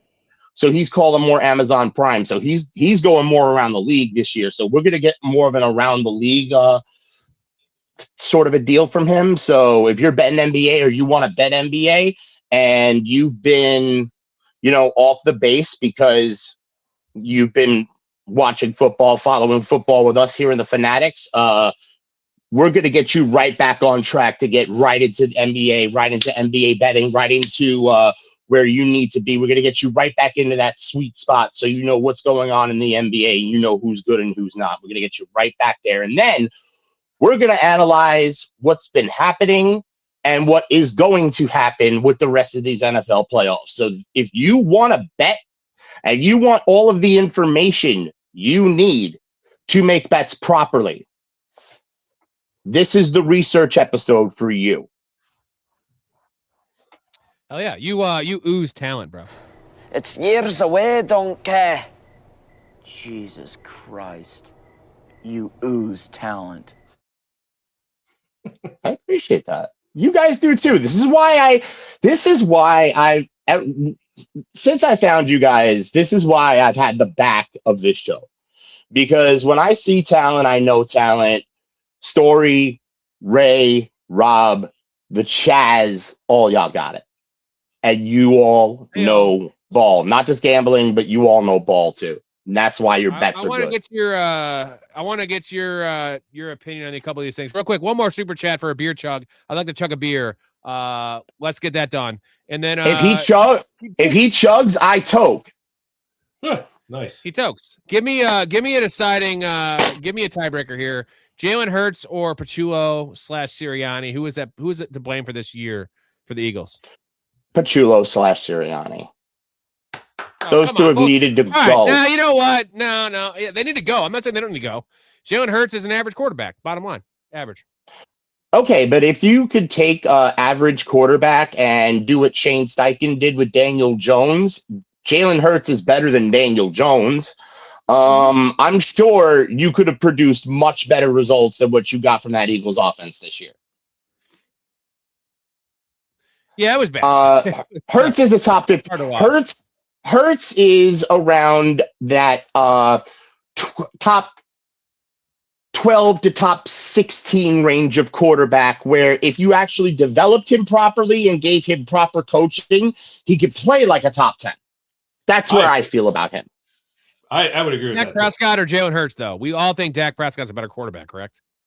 I think Dak Prescott can take shit and turn it into roses, man. He's Midas. I think it's closer than you think, but yeah, Dak's a better quarterback. Dak's a top 5 quarterback in the NFL. That's why he gets paid the money he gets paid. It's not a grift job like what Kirk Cousins was doing for years. Dak is the truth. I like that. A grift job. I do like that. Give me your Travion Henderson take. You agree with Storey? No, Storey's not even a Henderson fan. I was just really down on him. So I think I gave you $5 earlier in the episode. I think I gave you $5 earlier in the episode to give you my damn trade. I just want to hear it out of your mouth. I want to hear it out of your mouth. I want to hear it from the All right, Mike. Here's the Travion take. Here's what it is. He's been a third down back. They brought in Quinshawn Judkins in Ohio State, and they all cheered because Travion Henderson got drafted to the NFL for being a third down back in Ohio State and having so much talent as a third down back. The Patriots drafted him to be the secondary piece to Ramondre Stevenson because they know Ramondre can't handle his 3-down workload. Anything that they had previously was no good. Travion is and will always be a third down back. They're going to split the work 50-50 because Trevion's a little better and he could spell Ramondre on certain things, but that's how they envision this. They envision Travion in a 50-50 tandem because that's all he can handle. If you give him more work than that, he becomes less effective. Storey, would you think Stevenson will be a value next year just based on how everyone loves young players or is this playoff run, let's say it continues as it is, right, with the 70-30 split we saw in the wild card round, and Henderson just kind of goes his little 6 for 40 and a couple catches. And is it going to be Stevenson? I know we know Henderson will be drafted ahead of him next year. That's just the way fantasy works, right? Shiny new toy. Will Stevenson be a value next year, or could you see them going to a 60-40 Henderson backfield?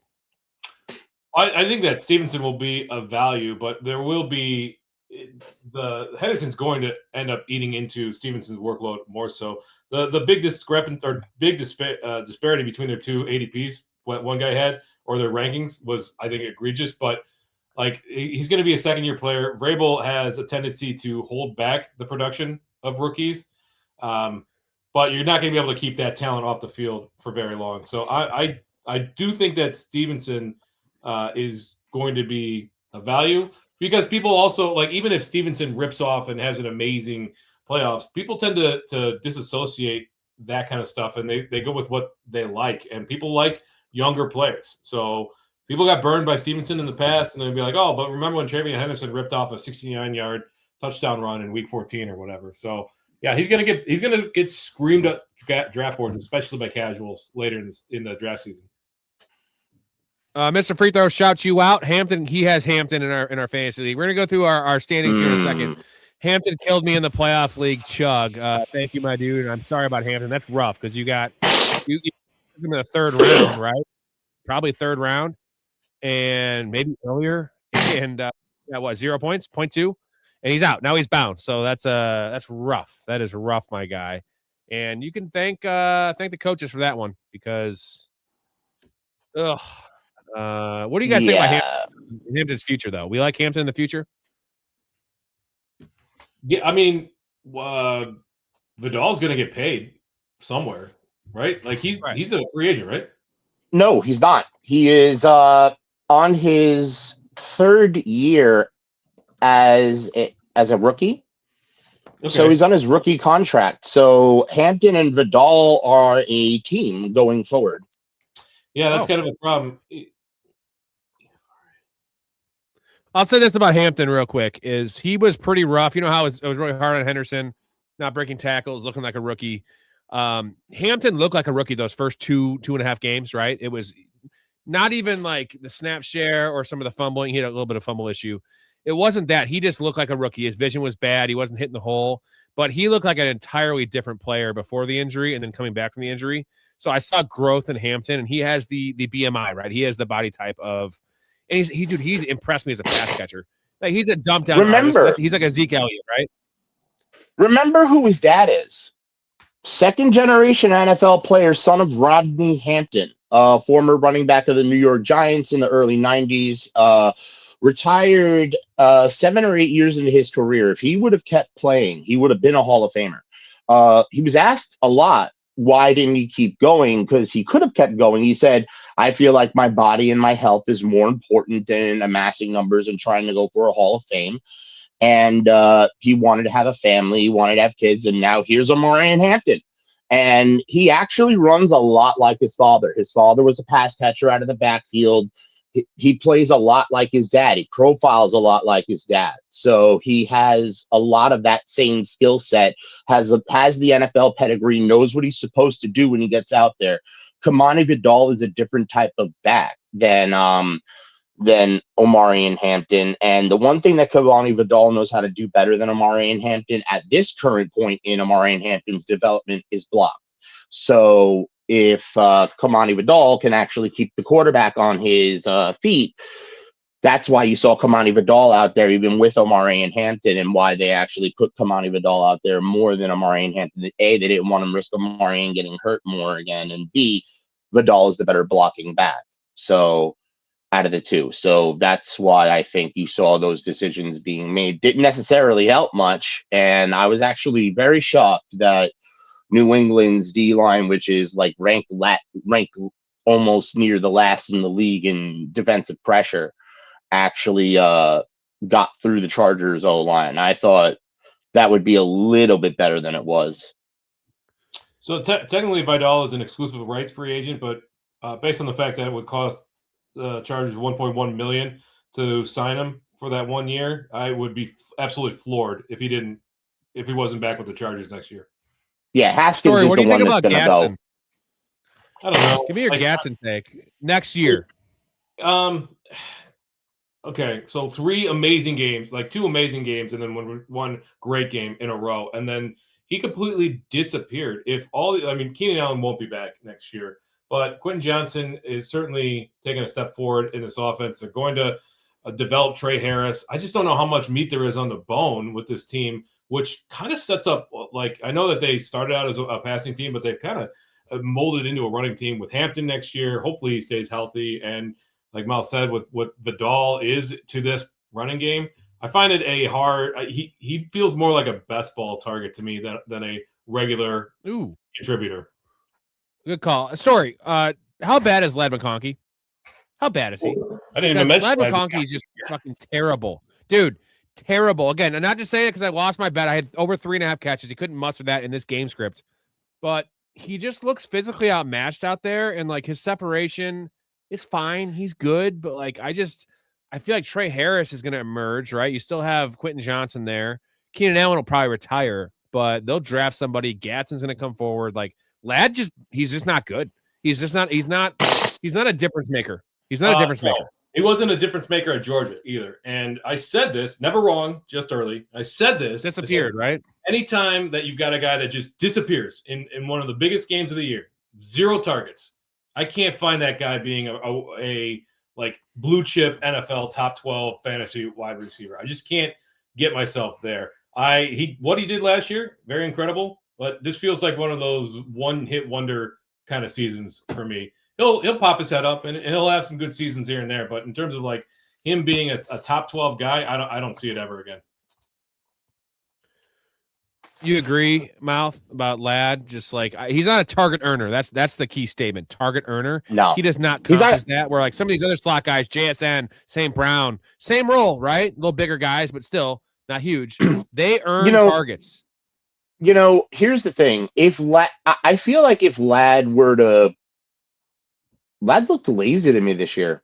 His rookie year felt like he put in a lot more effort into his route running, a lot more effort into his preparation. And this year it looked like he expected to just get targets because his name was Ladd McConkey. Does that make sense? If you watch the film and you watch the gameplay. Yeah. That's sad. Go out there and do the work, kid. Go out there and do the work, kid. Malik Neighbors, you know what I mean? Wasn't a top 7 pick. Go out there and do the work, kid. Quentin Johnston was a 1st-round pick. Technically, he has more physical skills and talent than you. Go put the work in, buddy. I will say about this draft class, historically bad year 2 wide receivers after that first year. There were so many of them. There was 0 1,000-yard receivers from this class. Now, Malik Neighbors would have most certainly cleared 1,000 yards had he stayed healthy. I'm not worried about Malik Neighbors. Malik Neighbors, all-time talent.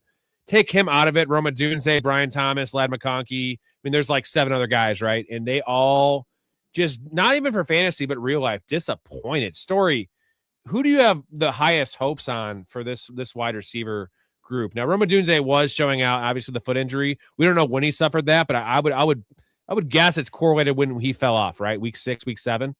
Ladd McConkey bad all year. But that opened the door for both Colston Loveland and Luther Burden to showcase their talents. So DJ Moore probably not back with the Bears next year, but that's enough. There's enough competition there right now for me to be worried about Roma Dunze. It's a tough go. Yeah, I think we do have to also consider, do we need to be worried about Malik Neighbors' durability? The dude has been banged up in his short tenure in the NFL. Always questionable too, right? Always questionable for these games. Doesn't like to practice. It's known that he doesn't like to practice. Mr. Friedler says Ladd equals Hunter Renfrow. Unfortunately, that's not what you signed up for. And after that rookie year, we had much higher hopes. You know the guy we didn't even mention? Marvin Harrison. We didn't even mention in that group. I'm gonna give hold on. He's actually the one I have the highest hopes for, and I'll tell you why. It's the coaching staff that really killed him. Because that coaching staff killed the career of Kyler Murray.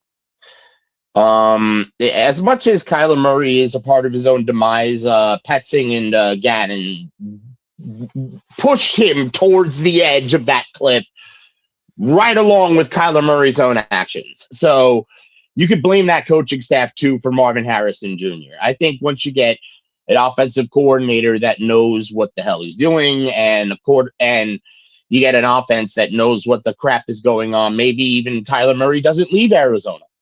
You don't know. Once you get new coaching, figure out what the hell's going on in Arizona, maybe Marvin Harrison Jr. gets figured out, because no wide receiver with that level of talent ends up being that bad for 2 years. Well, I think So he is needs Michael an Wilson attitude. gone? I think he needs an attitude adjustment as well. How many times did we see him just give up? And is that because of the coaching staff? Like, that's a chicken and egg situation. And Kyler. Kyler, you could even throw the running backs into that situation to a certain extent. There was a lot of players. Players on the defense too. The Michael Carter and Mario DiMarcado situation. Everyone did.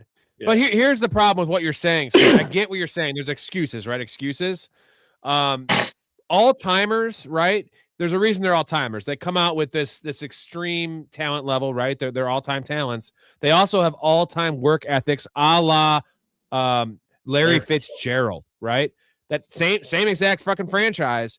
And you want to give excuses to this dude, Marvin Harrison. I get it. Unfortunately, that kind of shows me your true colors a bit. I don't like his motor. I don't like his competitiveness. Now, that can change, but like we saw this with George Pickens. Everyone's like, oh, George Pickens is fixed. And then we saw 2 weeks of the George Pickens experience go really, really wrong. And it was obnoxiously bad, right? It was lollygagging on routes, giving away the play calls, essentially. If it was a run play, he wasn't moving, things like that. And I'm not going to put Marvin Harrison. Actually, you know what? I'm going to put Marvin Harrison in the George Pickens camp, because George Pickens was just more demonstrative with his body language, right? Where Marvin Harrison was just more like, I don't care. I don't like that. That's why I love Michael Wilson. That dude, every route, every play, 100 miles an hour, right? Like, I've never seen someone run so aggressive, like he's angry at the ground. I just loved it. So Trey McBride, Michael too. Wilson, he's a Trey McBride, yeah, dog. Story loves that term. Is Michael Connor Wilson, as well. It's his 4th year. So is he in the same situation as Kamani Vidal? Are they bringing him back? What's the deal with Michael Wilson? Because that's, for me, what hinges on Marvin Harrison's value. So if we're going to have Michael Wilson somewhere else, then I'm probably going to be all in on Marvin Harrison, because Marvin Harrison, the late 4th, early 5th, with no Michael Wilson, new coaching staff, I love, because defenses will key in on Trey McBride after this year. If Michael Wilson's back, it's going to be essentially a timeshare backfield with the wide receivers. And it's like Michael Wilson just going to earn more targets. Yeah, Wilson is under contract through 2026. Yep. The cap hit is low, but he's an unrestricted free agent in 27. So he'll be back for 1 more year, and then he's gone. Yeah. So Who would you guys rather have? In fantasy or real life? Fantasy. Based on the cost, Michael Wilson. Yeah, Wilson. No. Okay, well, that's one thing. I'm going to say this. I'm going to give you this one real quick. This is just in a vacuum. Well, Mom also said for you to stop sticking your dick in the vacuum cleaner.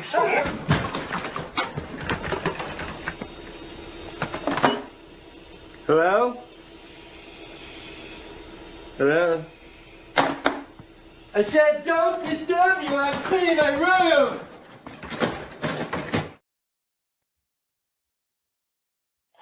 Either or. Not value. Who do you want?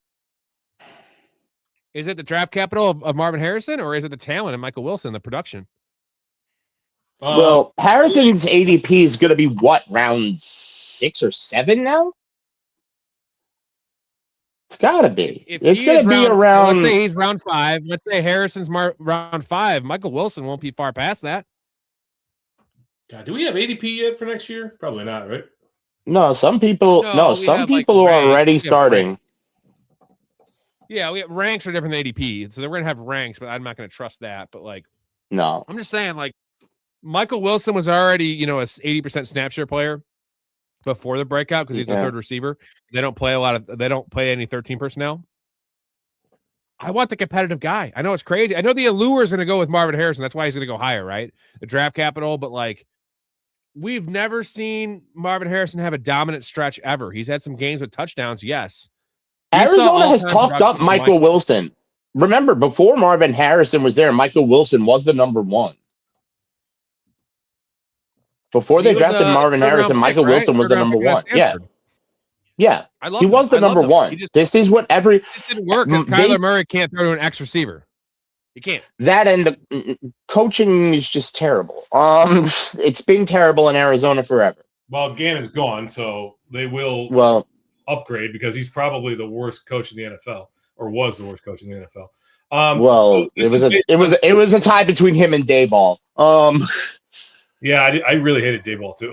I can't believe that people actually liked what he did there. I don't understand. No, and you had no idea how many people argued for Dayball and how many people wanted Dayball still here. It was unbelievably terrible. Oh, somebody else. Furious speech. Wilson takes away MHJ's value and they play the exact same spot. He's a top 10 wide receiver. Can we just go in a dream situation? And you know who should trade for Michael Wilson right now?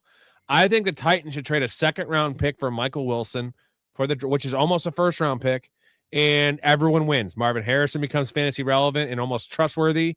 Michael Wilson becomes a top 36 pick, I'd say, and Cam Ward needs that guy, right? A feisty, frisky target earner, a guy that fights for his team. I would love that. Would we all agree that's a good trade? Where do you think Marvin Harrison is going in a PPR next year?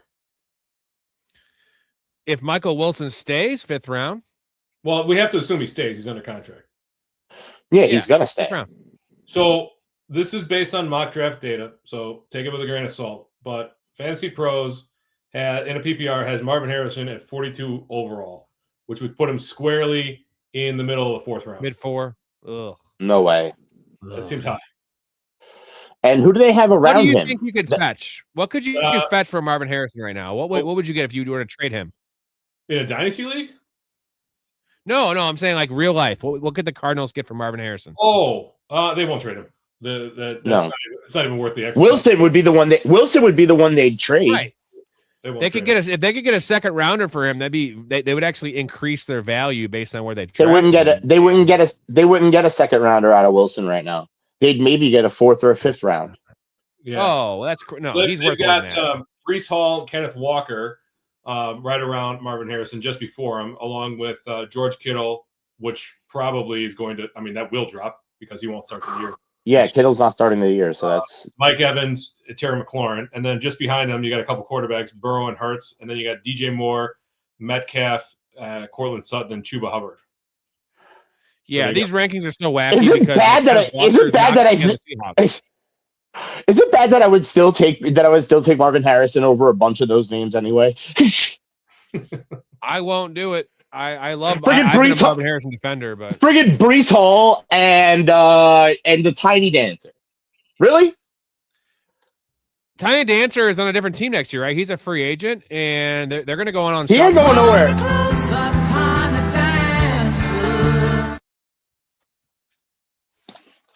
I think Charbonnet's earned that role. Would you guys agree? I think it's going to be Charbonnet going forward. No, Charbonnet hasn't earned anything. Dude, Charbonnet was awesome this year. 12 touchdowns, bro? And like just look at the last 3 weeks. Yeah, 12 touchdowns, but he stopped so many drives for Seattle this year. He stopped so many drives. A dancer. I'd be hard pressed. McDonald doesn't like it. I'd be surprised if Kenneth Walker came back next year, which would probably leave Zach Charbonnet as the lead back there, unless they sign somebody or draft somebody. I'm gonna be all over him. Over him, dude. Well, no, Charbonnet. You should draft Charbonnet if you're in fantasy next year. He's gonna be the lead back in Seattle. I just think it's a mistake. I think wherever Kenneth Walker goes, if he goes to a place that has an offensive line that's functional. Seattle will draft a running back next year because Charbonnet is an unrestricted free agent in 27, which means they need to plan for the future. So they're going to draft somebody. The question is it a complementary piece to Zach Charbonnet, or do they draft somebody that's going to end up taking over? Where does Love go in the real life draft? Ugh. I don't like him, man. You like him, Storey? K9 to the Chiefs. Except the Chiefs will never do that. Except the Chiefs will never do that. For some reason, and it's unbeknownst to anyone. No, because here's the thing. Ever since they did that thing where they tried to get Le'Veon Bell after it was 3 years too late for him, they've never went to free agency to get a running back again. They like Kareem Hunt. They like Isaiah Pacheco. They've drafted Brashad Smith and never played him all season long, even during the dead times of the year. No. Very interested in Brees Hall for a 4th round, and they weren't willing to give up Brees Hall for a 4th round, 3rd round, something like that.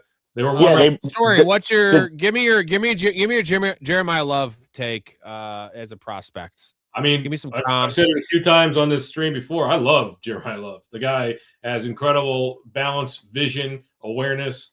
He's got big time speed, strength, burst. I'm really excited for what he can do at the next level. I think starter sit.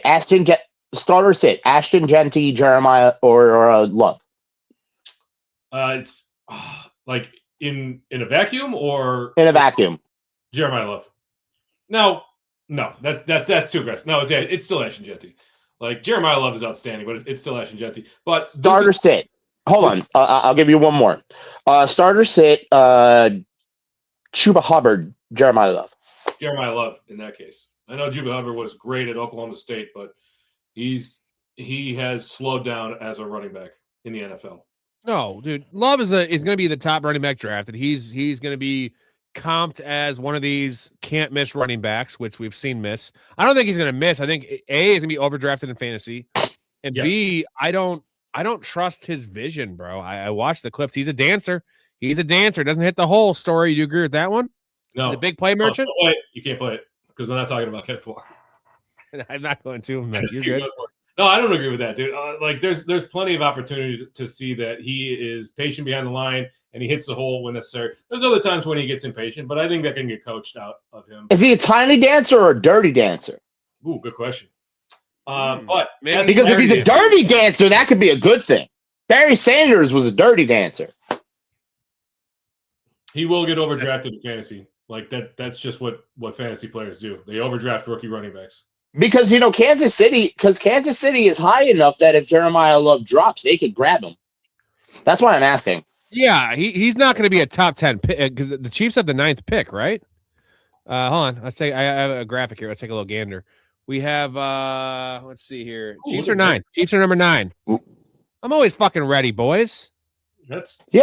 So that's my question. Could Love drop to 9? Because in all honesty, the Chiefs, more than anything else, need a running back. That's the one thing that is stopping them. Look who's number 8. Look who's at number 8. That's a spot for Love right there, baby. Like you look through this list and okay. Hey, Commanders could be there too. Commanders too. Yeah, Commanders could be there too. I think they're going to go defensive line though. The Commanders need more help than overdrafting for a running back. The one team that could legit say, if I get a running back, I win a championship, is drafting 9 right now. Wait, the funny thing about the Ashton Genty pick and some of these early running back picks, that even Bijan, right? It's a luxury pick. Running back is always a luxury pick in the draft in the first round, especially the top 10.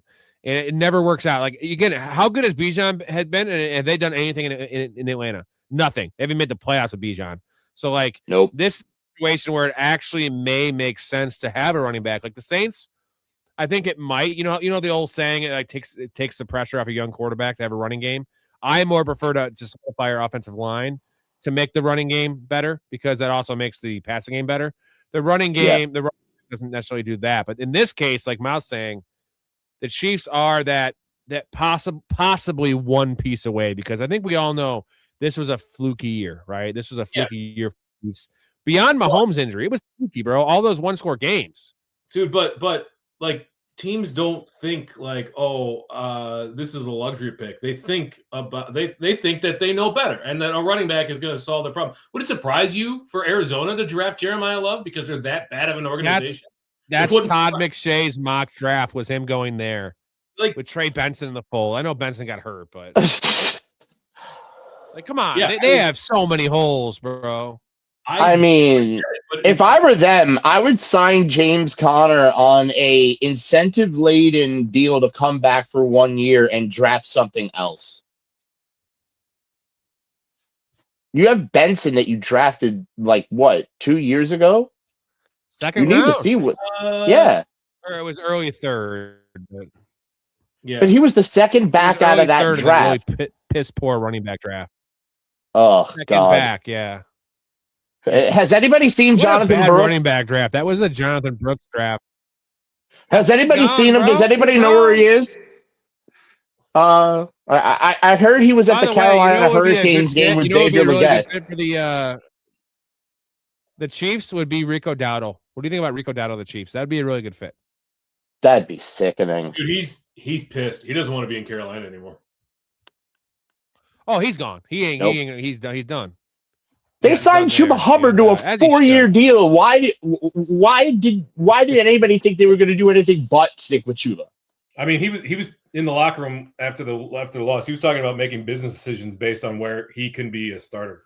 So he's absolutely out of there. Will you guys agree Rico Dowdle needs to be a priority target depending on where he goes and where he goes in fantasy? Because I love that guy's motor. Remember how he was talking shit about the Cowboys, like talking shit before the game, and he comes out and throws 200 yards on them. Like that's the kind. This is the opposite of Marvin Harrison. Marvin Harrison would never talk shit to anyone because he's a little baby back bitch. And Rico Dowdle's a real man. I love Rico Dowdle, baby. Rico to the Saints. How about that? Come on, man. Like Mr. T in Rocky 3.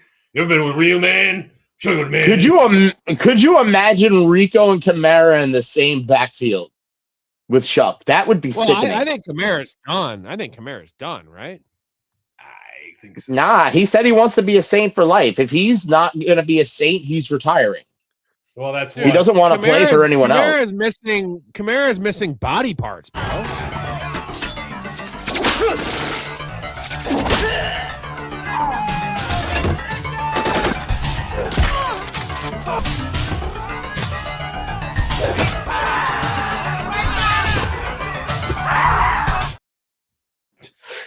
Kamara's like John Wayne. He's like, I don't care. I don't need lungs. I'll grow gills. I don't effing need them.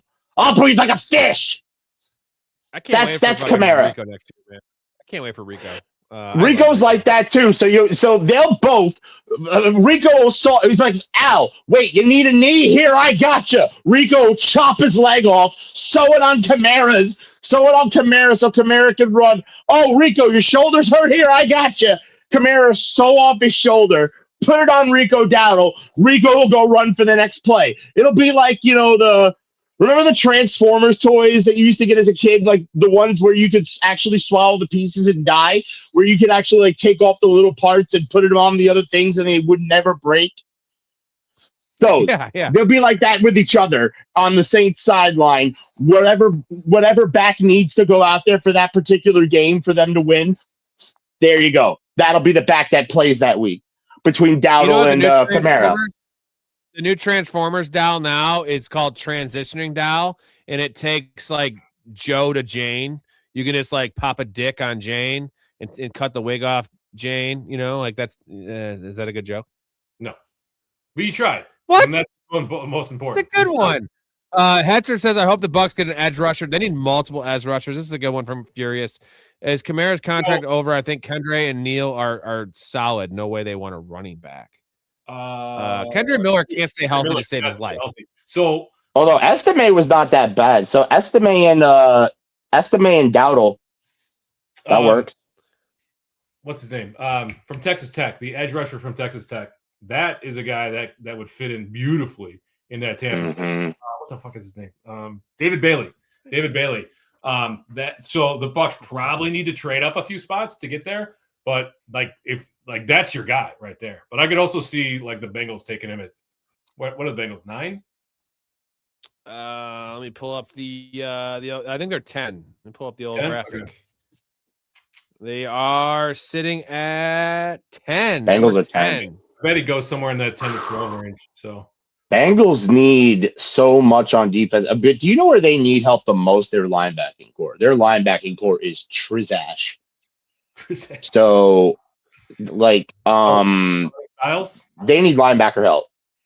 They need linebacker help more than anything. They need to take the best linebacker available to them at that position in the draft and just pray to God that they actually are able to sign the person. So, Probably Sonny Styles, right? He's probably the best linebacker in the draft out of Ohio State. Yeah. Jay says there are rumblings that the Lions may move on from Monty. Monty's most certainly gone, right? Like they just got to give it to Gibbs and just, he's shown he can handle the workload. Like just go Gibbs. And for fantasy, can we just go see Gibbs? Yeah, but I agree. I think he's pretty gone. He seemed pretty frustrated. I mean, near the end of the season there too. I have a big question Campbell for you literally guys. forgot about him. Yeah, right. He did. If Monty's gone and they only bring in like a fifth string, or they have Craig Reynolds, or they bring in like a fifth string bum, would you take Gibbs over Bijan Robinson? No. I don't think I would. I don't think I would. Bijan. In fact, without Monty or somebody else to bang the defensive line down into oblivion, I wouldn't take Gibbs over Bijan, because I think Gibbs loses his big play ability without the other back to soften up the D line for him. But for me, it comes down to touchdowns, right? We saw the stretch the end of last year in the fantasy playoffs where it was just Gibbs, and he was averaging like 32 a game. Now, I know Bijan kind of did this year, but like if Algier leaves, we have the same conversation, right? Of the losing Monty. Yep, the same conversation. Yeah, there, and there's no thing. Montgomery. Give me Gibbs because you're going to get 15 touchdowns from Gibbs. You're never going to get that from Bijan unless they change their philosophy. I mean, well, they're changing their philosophy. Raheem Morris is gone. I'm pretty sure Algier is an unrestricted free agent. So I would be floored if they. Yeah, he's probably gone. Algier's going to be a starter somewhere. Yeah. Yeah. Dude, Algier's going to be a starter. So stacked next year. So stacked with both those running backs, with Puka Nacua, with JSN, with Jamar Chase. Like those are such easy, nice, set and forget it wide receiver ones. And those two running backs are just money, dude. Just money. I'm just going to say something. I'm going to tell you the running backs that are going to end up making a lot of money in the offseason. Their names are DeAndre Swift. David Montgomery is going to get another contract for some money. And Tyler Algier is going to make a lot of money in the offseason, because these are three backs who are backups, who are starter quality, and there are plenty of backs that need a new running back, and the draft is not providing them outside of one. So there's going to be a bidding war on those three backs. Swift, Montgomery, Dowdle, and Algier. Rank those four for like priority ads for a team like the Chiefs. Like rank those four. Say that again. Swift, Montgomery, Dowdle, and Algier. I love Algier, dude. And remember that you have to. Hold on, is Dowdle a free agent? Because I thought they got him for a 2-year bump. 2 years, $7 million. No, it was a 1 year. Dowdle was a 1 year contract. He's a free agent. So he's a free agent. Rank those four. Perfect. There you go. Dowdle, Algier, Swift, Montgomery. I think Montgomery is the lowest. Swift and Montgomery are my lowest too. So Swift is still on a contract. Now his cap hit is 8.8, which is a little tough, but I think the Bears could do it. Potential out. Yeah, they could do it. No, but I'm hearing Swift. They're gonna let Swift go and let Monangai be the guy. Yeah, their dead cap is only 1.3. Yeah. 2 years, 16.7. Yeah, they can afford it. So all right. So assuming if they can't trade Swift, right? Dowdle priority.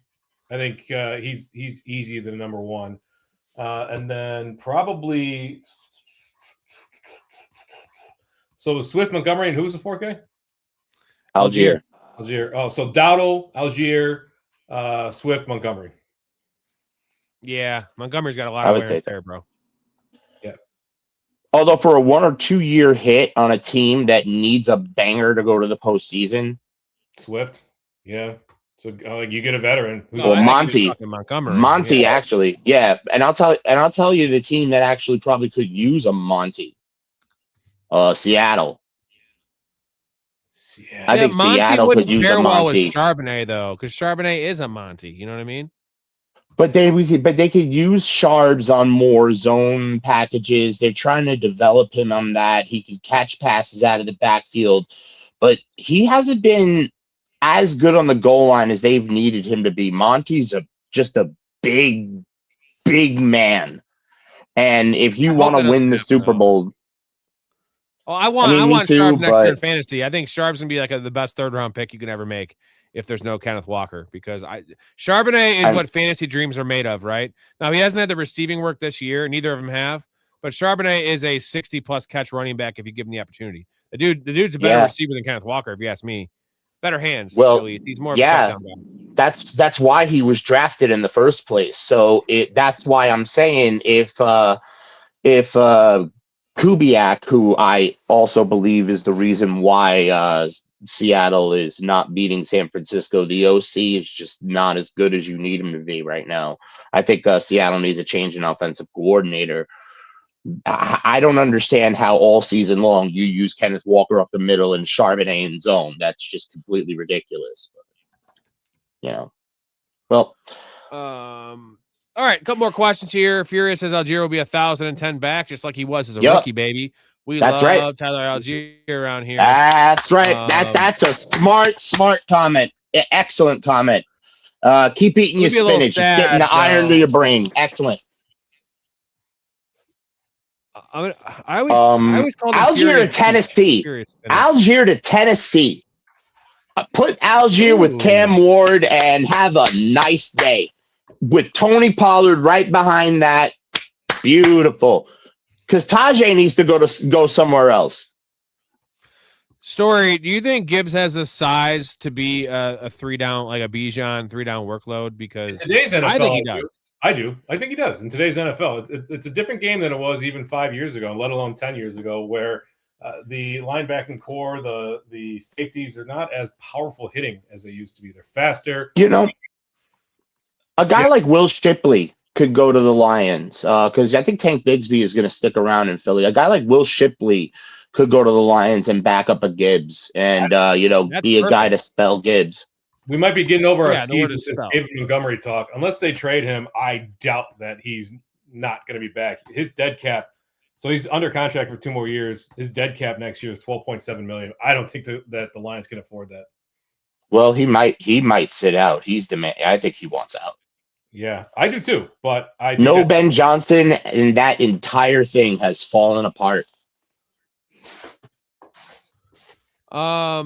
We talked about Jeremiah Love. Is he worth the 101 in a non super flex, right? So like he would be the running backs the pick. So is he worth the 101 if he goes to KC or Houston? Houston would be a great spot, honestly. Would you prefer what's a better spot, KC or Houston?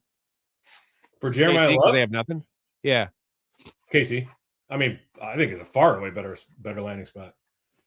Both of the lines are not that good. That's the one thing I'm scared of. Dude, for Jeremiah Love. On Superflex, who would you take outside of Jeremiah Love? That's true.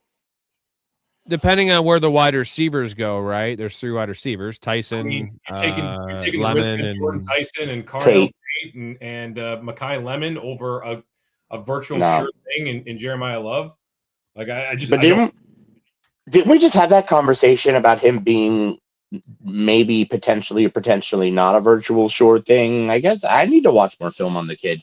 Is he a tiny dancer or is he a dirty dancer? I don't like him based on where he's going to go, I guess is what I'm saying. I don't like him. And well, he could be a Chief. If he's a Chief, then sure. I mean, if he's a Chief, cool. He needs to go to a team with a good O-line, and the Chiefs had better improve that offensive line during the offseason. All right, last question here. Who's the 101 out of the 3 wide receivers? Lemon, Tyson, and Carnell Tate. Storey, how do you rank him? You're the college guy. Yeah, I do love Jordan Tyson, but the dude has a bit of an injury history. I'm going to go Carnell Tate, playing in a Big Ten program, the premier Big Ten program, well, the second premier Big Ten program, now that Indiana has mopped the floor with them.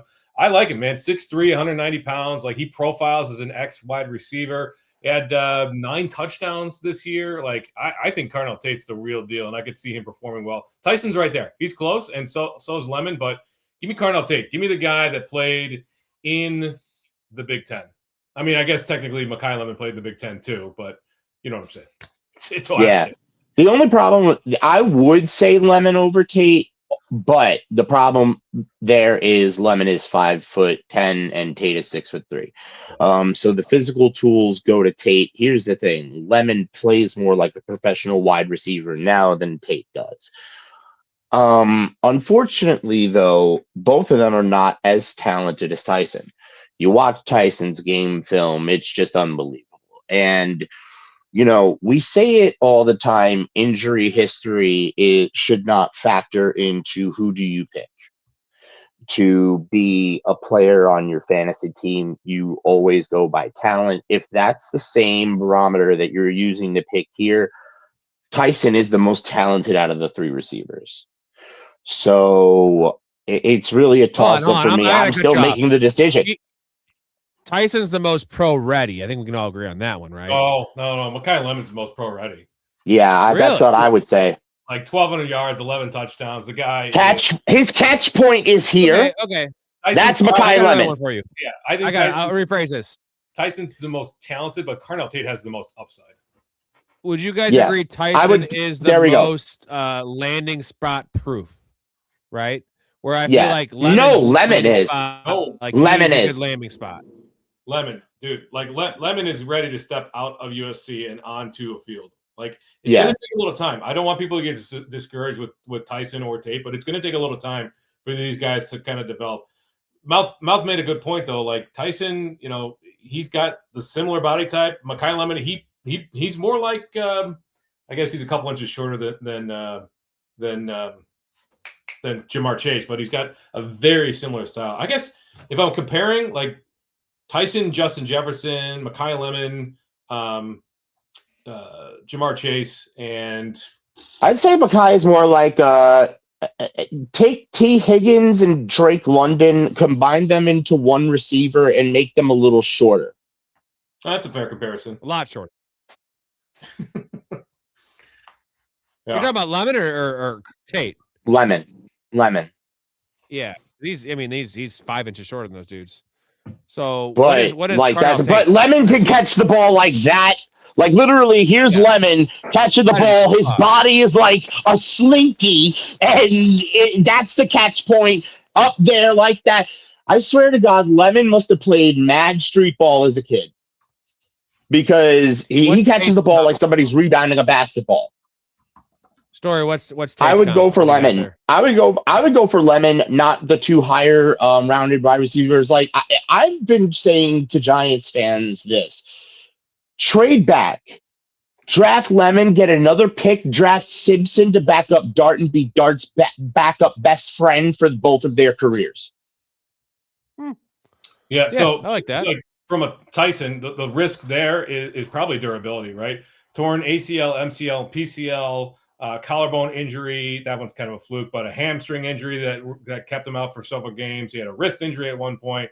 So I wouldn't say he's fragile by any stretch, but just be aware that, like, he spent more time on the sidelines than those other two guys. So I guess you never draft Christian McCaffrey, right? Me? I didn't draft Christian McCaffrey, and I did. Not with that. I guess you would never draft Christian McCaffrey ever, then, right? No, the concern is when these guys have injuries coming out of college, it's generally it's yeah. It is a bit of a red shows flag. that they're going to be injured that it knocks him down completely. I still would take Tyson over Makai Lemon, but Carnell Tate, I think, is the guy that if I'm debating between three in a dynasty league, I'm going with Carnell Tate. I think he's got the most longevity too. Who's your comp for Carnell Tate? Sorry, do you have one? I know he's kind of a weird player. He's a weird, like, a kind of a intermediate, like, body type. I don't know. T. Higgins seems like he's very similar, like a more powerful. Hopefully not as injury prone.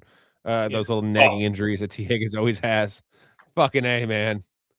I can't. That's why I'm a little nervous, because, like, here's the thing. I'm thinking about this not just in fantasy, but in real life too. I'm a Giant fan, so this is my shopping list here, right? I'm fifth in the NFL draft, right? So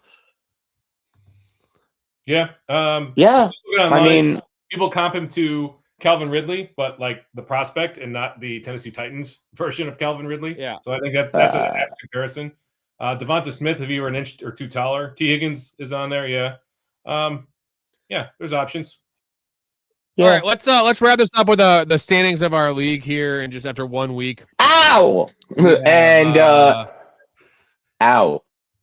And only because I've been I've been under the weather. So I was back and forth, falling in and out of sleep and couldn't change Pearsall out because he was a last minute out.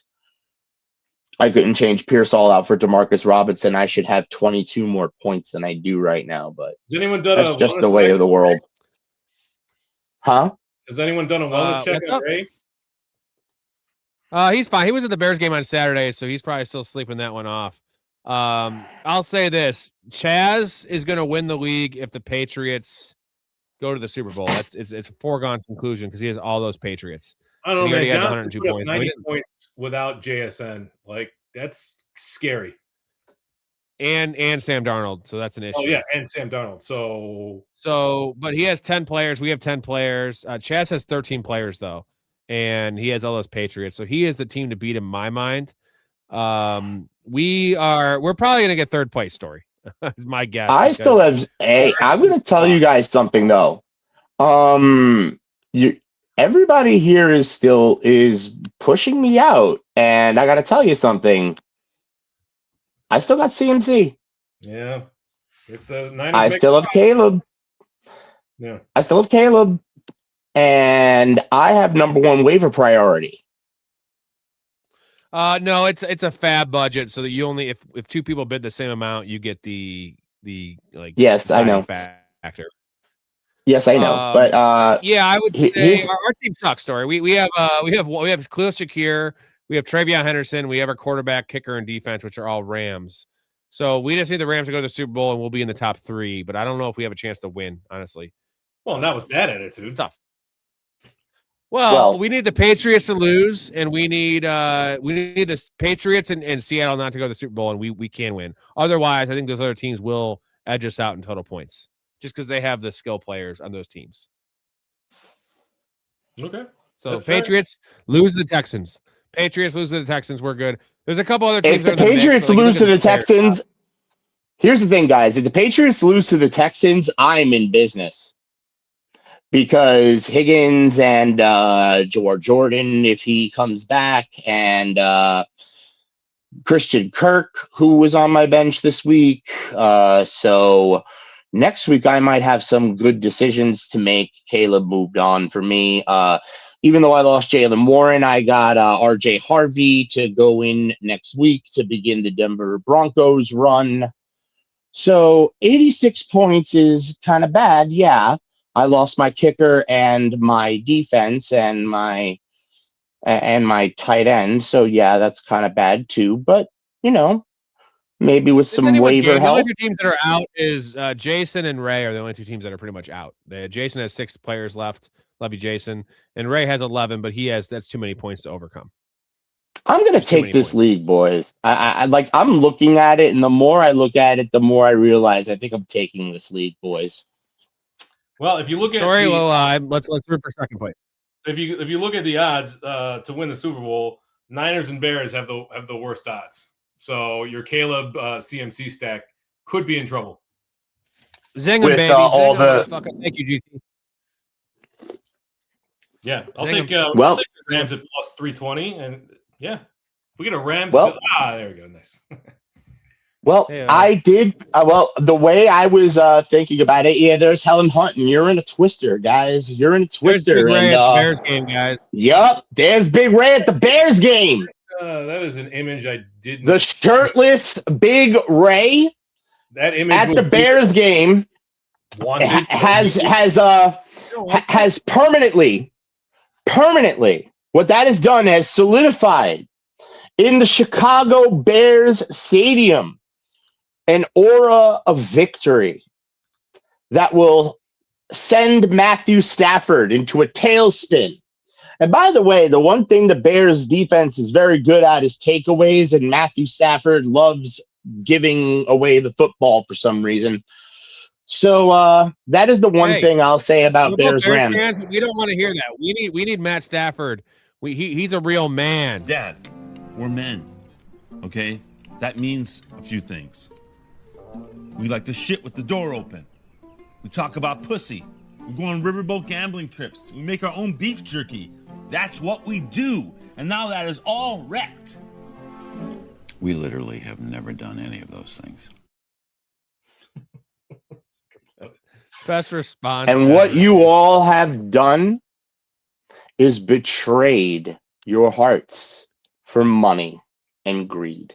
And that's why you will lose, boys. We're not the biggest Bears fans. We're not the biggest Bears fans in the world. We're realists. We're realists, right? I mean, that's what I would say. Like, if David Duke was on my fantasy team, I would cheer for whatever team he was on. Like, that's I know. I know. All right, gentlemen. Great show. Mouth Downtown Sports, gentlemen. Link in the description. Iron Eagle coming on the show tomorrow. 23 platforms. Follow them. Check out the show tomorrow. A lot of good NBA stuff. A lot of good NFL playoff stuff. And by the way, he actually called 49ers Eagles on the radio for Westwood One. So I'm going to get his takes on what happened in 49ers Eagles. A lot of people had a lot of back and forth. We're going to get the definitive what the hell was going on with that football game. So you want to know what really went down? You're going to get it from the man himself. All right, boys. Thank you. Love your life. Stay positive. Respect each other. We're out of here. You seem like a good dude. I thought I'd see if you wanted to grab a beer. That's all. I'm glad you called. We get home safe, Pistol. You got it, Jobin. I'm sorry, what? Nothing. Oh, what'd you say? I don't know. You nicknamed me Pistol, and I just called you Jobin. It means nothing. I'm drunk. I'm gonna call a cab. All right, man. You have my number, yeah? I got you stored in my iPhone. All right. If you need me, call, okay?